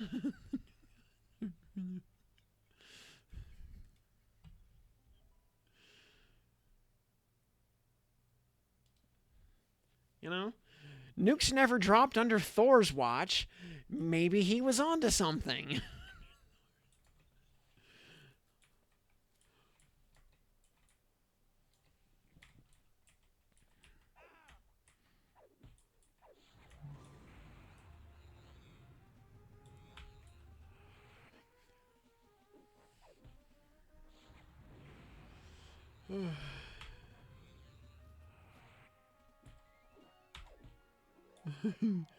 All right, Virtual Gamer. Yeah, good night to you.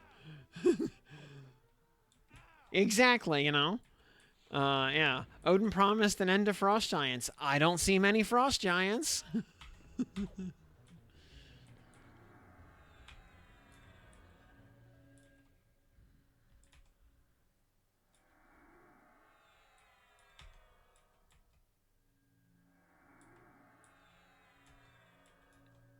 And my other one little nitpick with Fury Road specifically was that, you know, in the previous Mad Max films, that they never came out and said that this was the post World War III,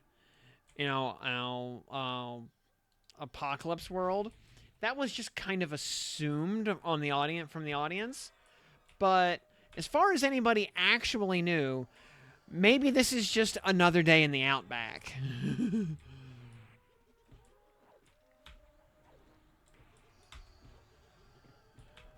And then in Fury Road, they confirmed that yes, the bombs dropped. This is what's left.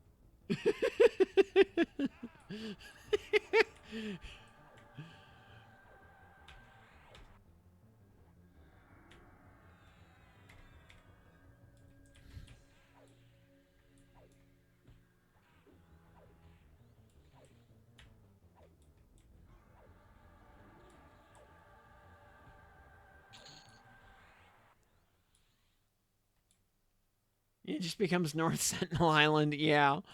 Um.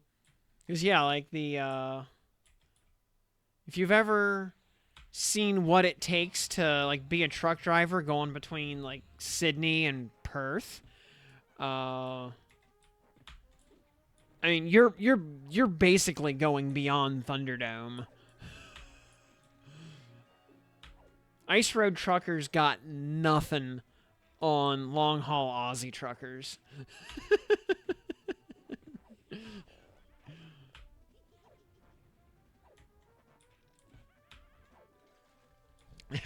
As if there's any reason to go to Perth. The reason is you're getting paid by the mile, and it's a lot of miles.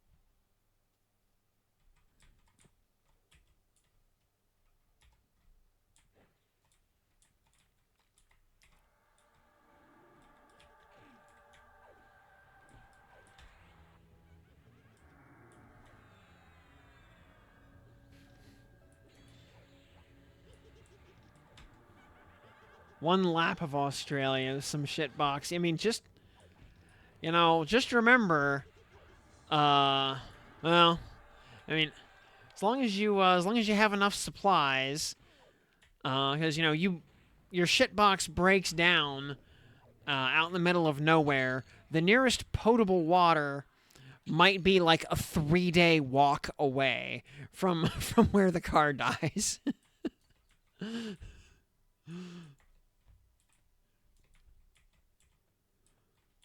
you know.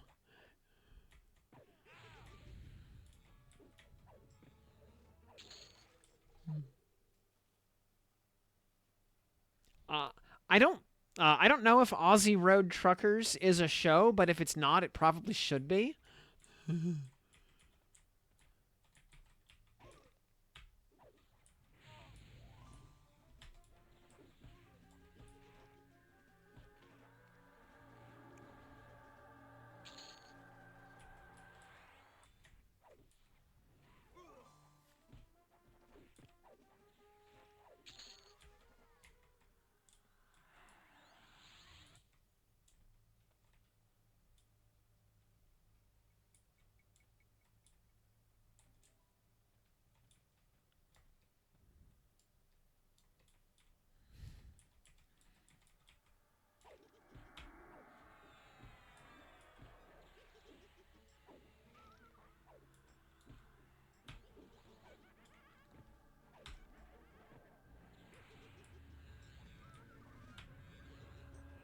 Though I guess if you do the full circumnavigation of Australia, you can put a badge on your car that says the one lap is real.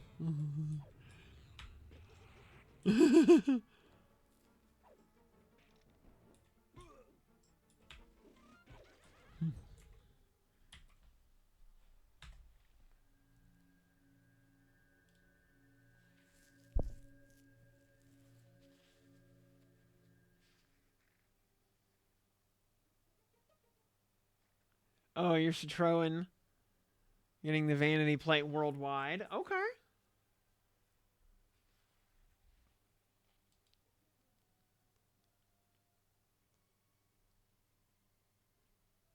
Is the Citroen the one you took around the Nuremberg ring? Among other things?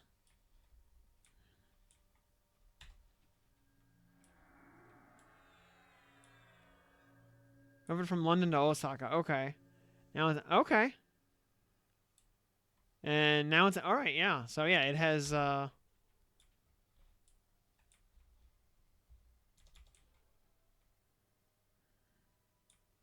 it has been through basically or almost every time zone that has roads.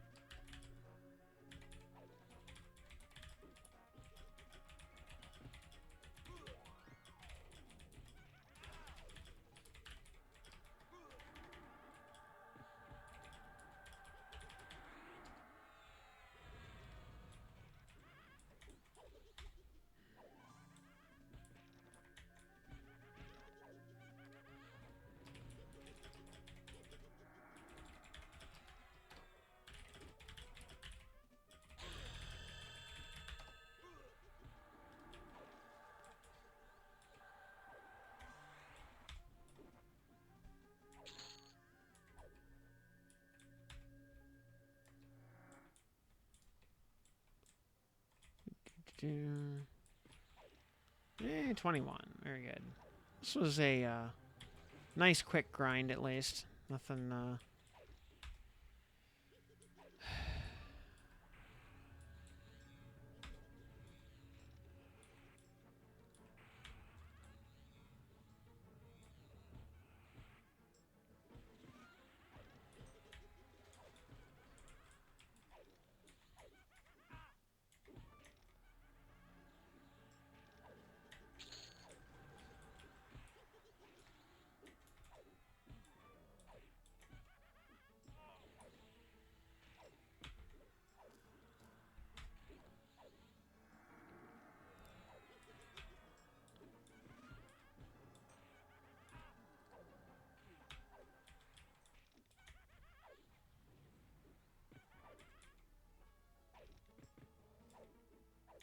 Oh, so I'll say, as much as I would like to have more mana and more spells actually worth casting, uh, you know, Cleave has been bringing quite a bit of damage to the table.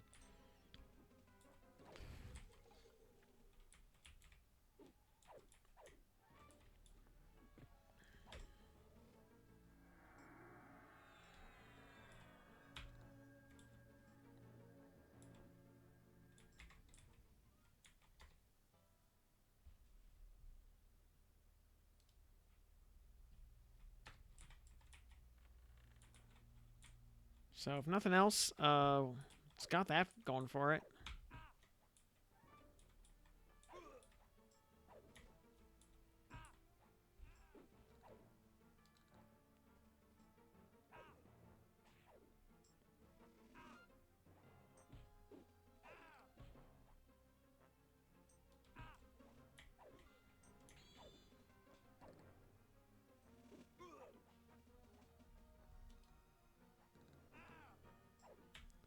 Just having to sit in balanced stance for a sec here to get my endurance back up, as we've chewed through that.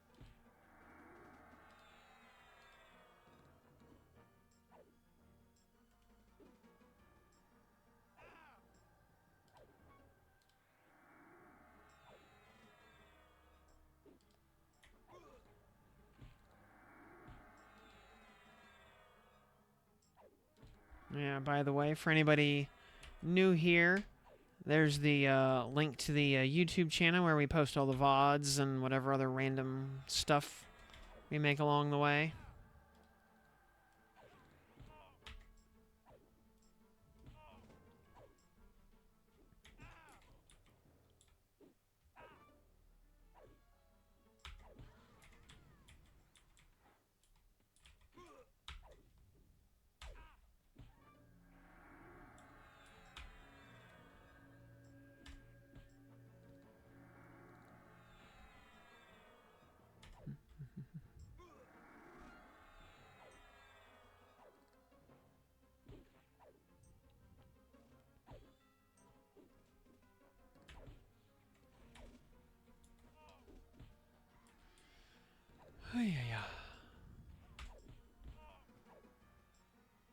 Track your moat gains. It'll just be whatever's in our inventory, because I did deposit everything beforehand. So whatever's in our inventory should just be new.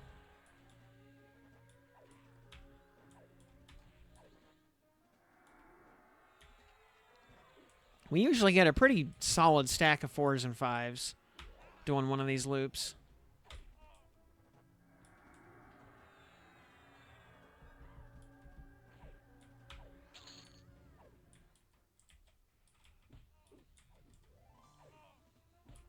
What do we even put points into at this from here?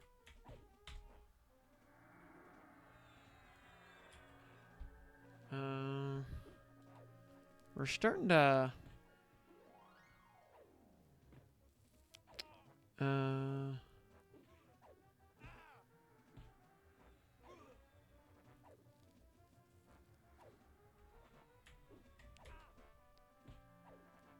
we should probably let's see.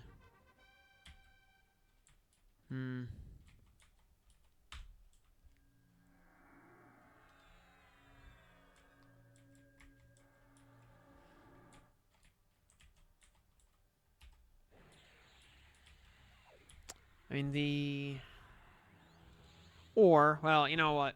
We should, just in case any, like, new class AAs or whatever drop in tomorrow's update, should probably just sit on AAs now and see if there's anything new worth buying tomorrow.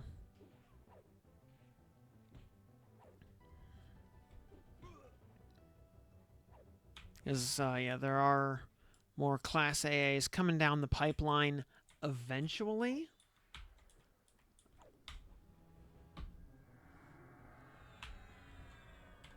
Oh, yeah, we'll also have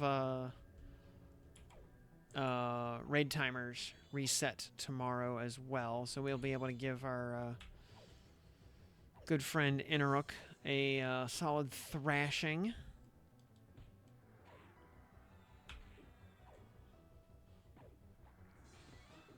Though, yeah, I kind of think I want to get Shaman up to 50 first. Just see if see how well that plays out on a raid scenario.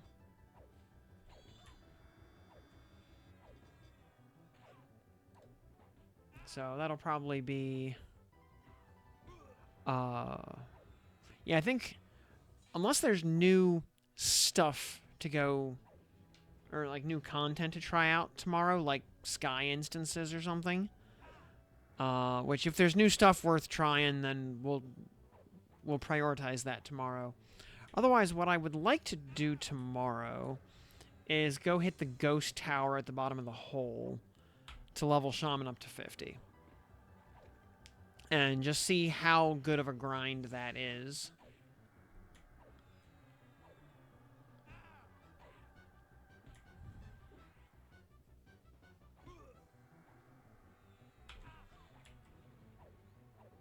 Because right now, Shaman's at 44.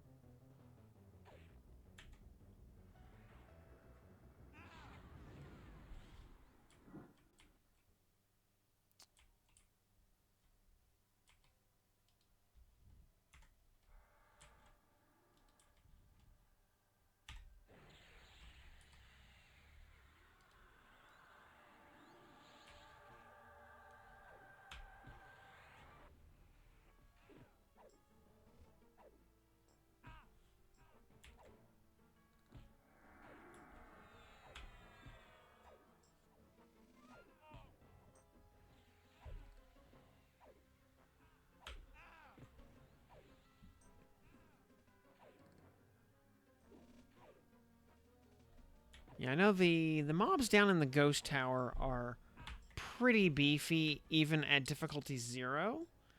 So, may or may not be a functional XP grind. They might, compared to, say, Guck. The value per mob will obviously be much higher.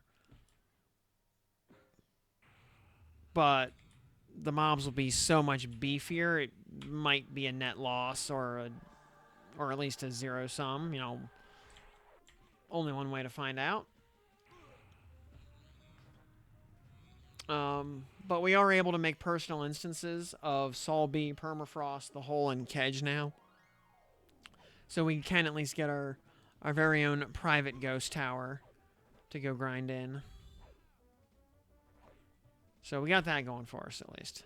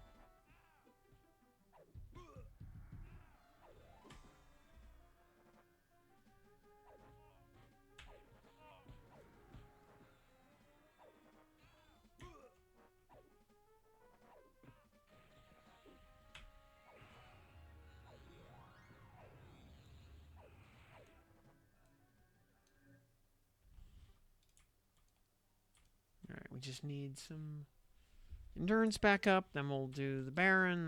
That'll ding us to 22. Maybe the Baron will give us a +6 moat. Yeah, a man can dream. Oh, we dropped a greater moat. I think that greater moat might actually be from Kazakh last night.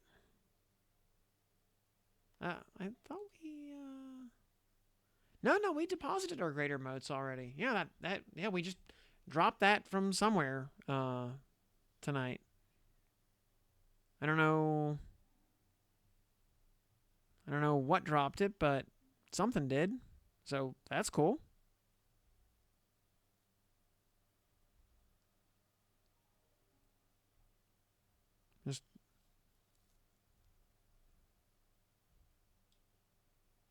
And yeah, 11 majors. Very nice. As well as 3 vanillas and 1 lesser. So yeah, not bad.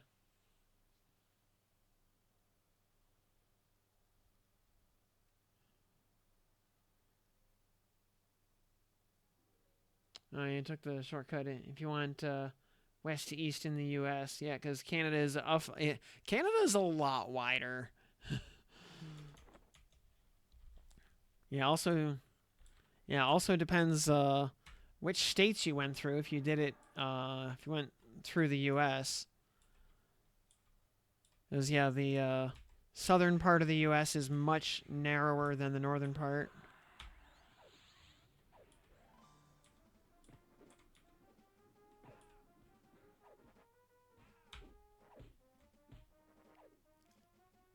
Yeah, going up and down the East Coast, you don't realize like how much farther west Georgia is than New York.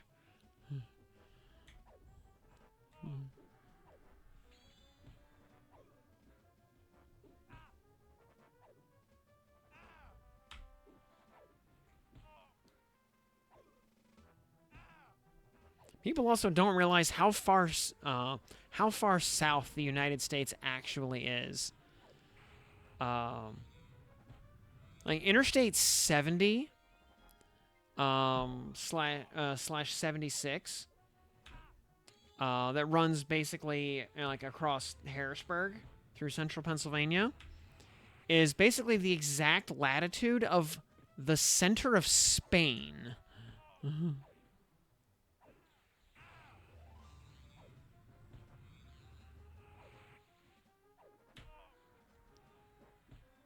Oh yeah, 21 hours to go to the west, and yeah, it's like, I was working out the logistics of doing some conventions out in like Edmonton at one point, and man, like there is just no good way to get to Edmonton. It's just a million miles from everywhere.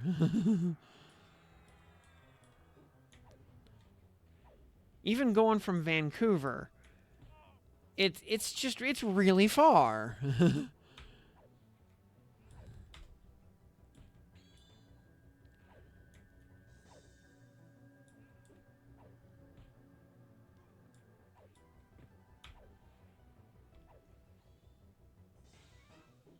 You know, you're almost better off like flying into like Bismarck, North Dakota than Vancouver.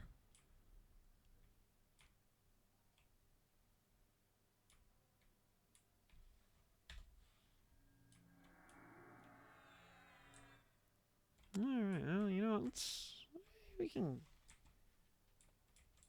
kill a few more of these idiots just for funsies.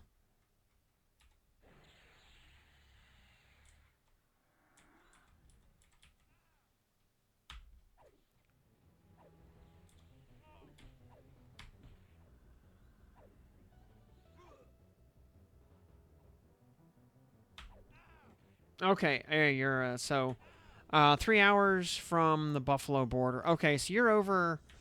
Yeah, so you're not quite to London yet, but you're a good ways west of Toronto.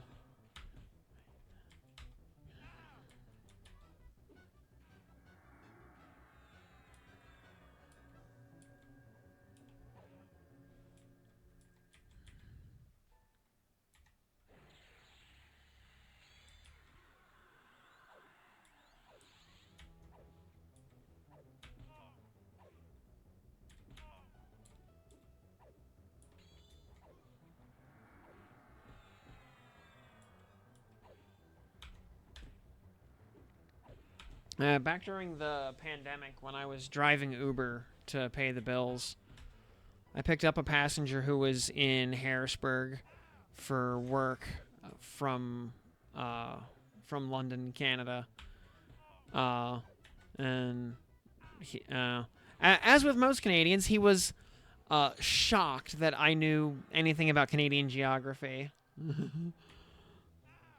or that I even knew where anywhere besides Toronto was. Much less the fact that I had been to many of those places.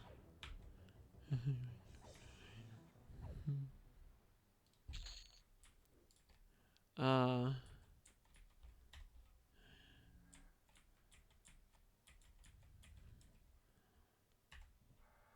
like the fact that I had opinions on what an absolute dump Brampton is. Having been there more times than I care to count.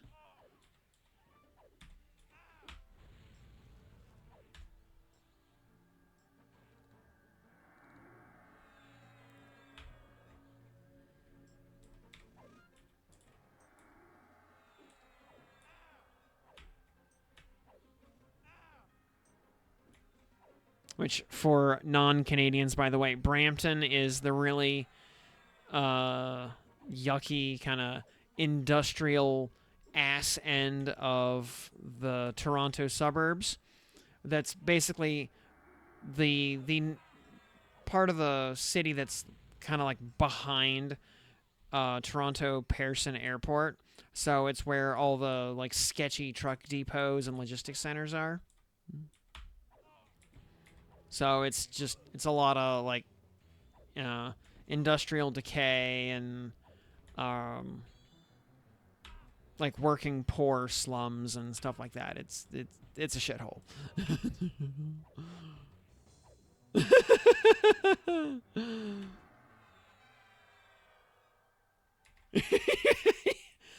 uh,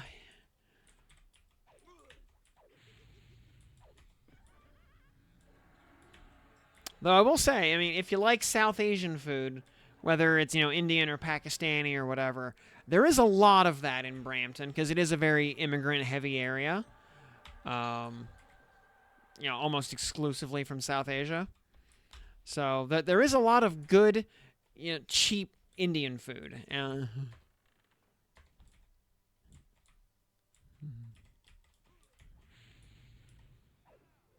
Highest car insurance in all of Canada. Yeah, I 100% believe that.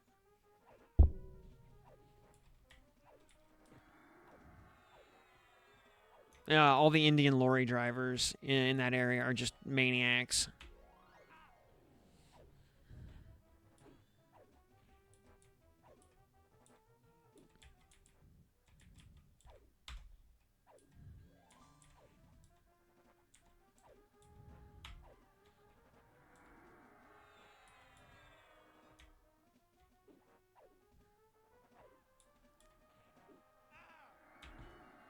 Yeah, Mississauga. Yeah, more generally. All right. Yeah, because if you so especially spending time in Mississauga,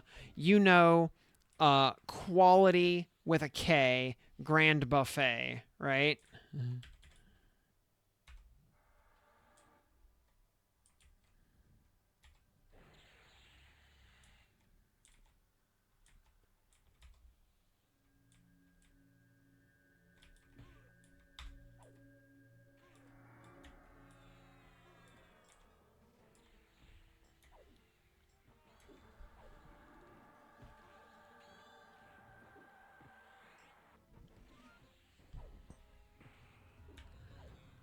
And if you don't know quality with a K, you should go check it out. Yeah, it's. I'll tell you. It got a little expensive in the last like 2-3 years. It used to be really inexpensive for how good it is. Now, I want to say it's like right on the hairy edge of a little overpriced, but you still get what you pay for there.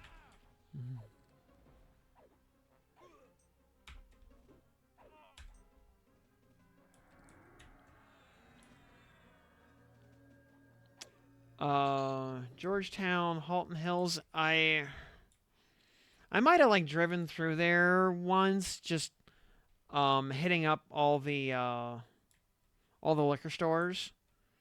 Um, uh, just shopping for whiskey. Maybe, but so if I was in those areas, it was just kind of passing through. Mhm.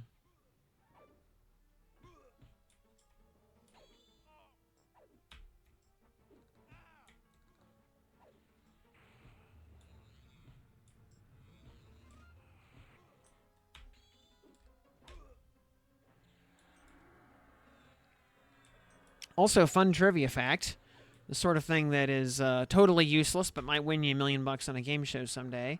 The Ontario Liquor Control Board, which is the government agency or the provincial agency that handles spirits in Ontario, is the largest purchaser of spirits in the world.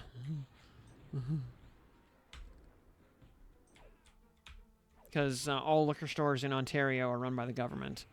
The second largest purchaser of spirits in the world is the Pennsylvania Liquor Control Board. Just right across Lake Erie.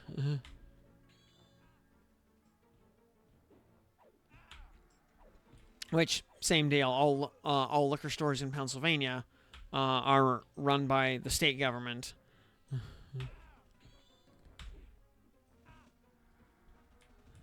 With the exception, a fairly recent development with Pennsylvania alcohol sales is producers, like distilleries, are able to sell directly to the public without having to, sell it to the state store. Um,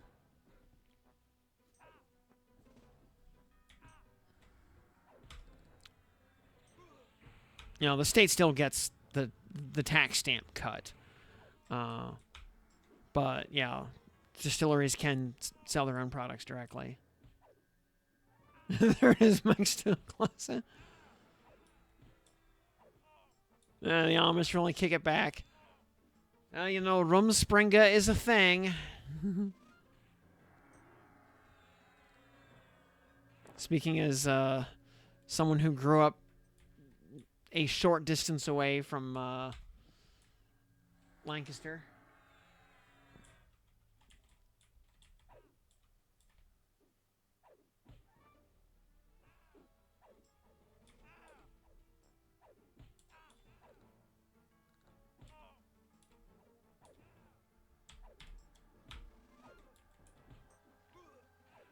Yeah, Ontario's kind of just keeping pace with Pennsylvania in that regard.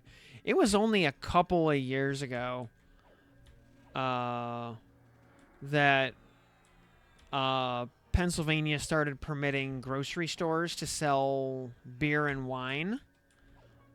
Only beer and wine, by the way, not spirits. And then a little bit, another couple of years after that, um, gas stations and convenience stores were able to start selling beer and wine as well.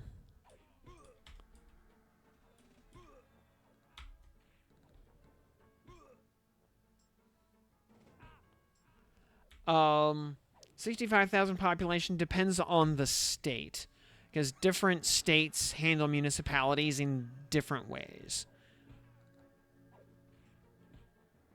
So, like, Pennsylvania specifically has a very, very different municipal system than almost every other state. Fun fact, Pennsylvania actually has more municipal districts than any state in the Union, and it is a distant race for second place. But yeah, like, we have more municipal districts than California, despite being, like, half or a third the landmass and having 1/10 the population.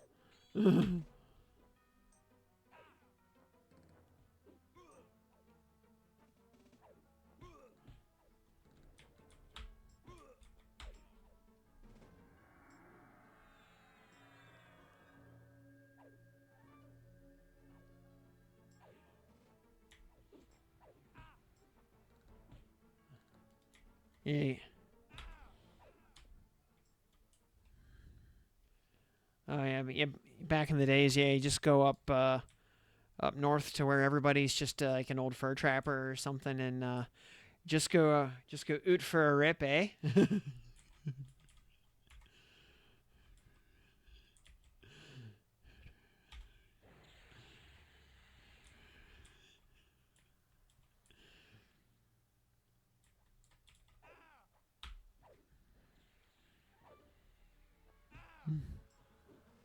And as we all know, oot for a rip is the real national anthem.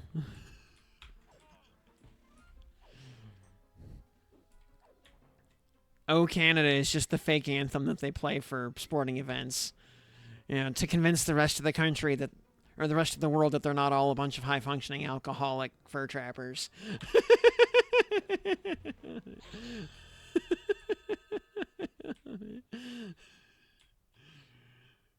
Oot for a rip, are you, bud?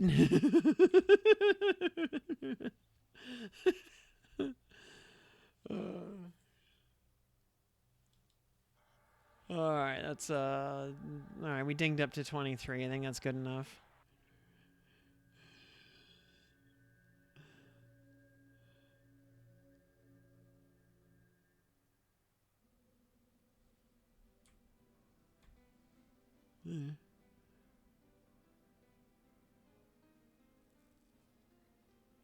Take him to 50. Oh, if in due time, we'll get there eventually. Yeah. Good thing coin has no weight. Otherwise, we'd be in a rough spot.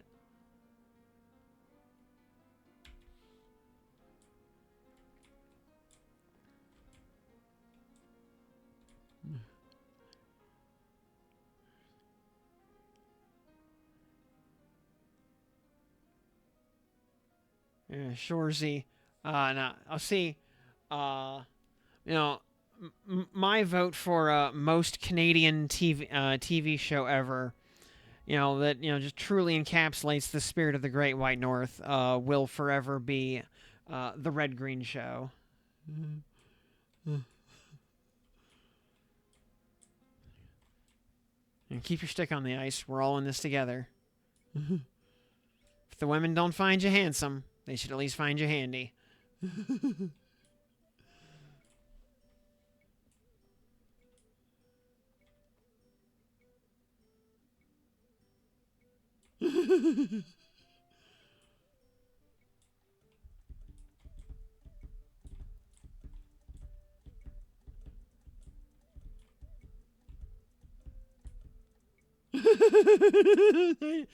Due south, no way.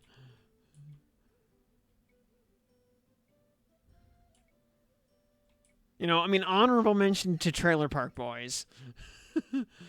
But, Trailer Park Boys could, just as easily take place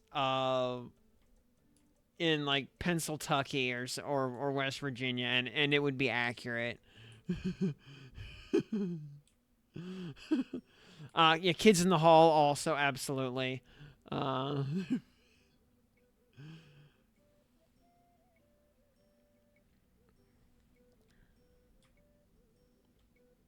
Watched Kids in the Hall all the time back in the golden era of Comedy Central.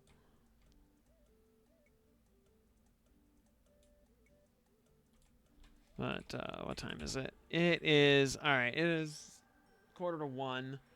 So let's should probably wrap it up here for the night, and so we can get to bed at an almost human hour. The Wayne is a good friend. JR hockey, nice. The team is 6.4 farm boy.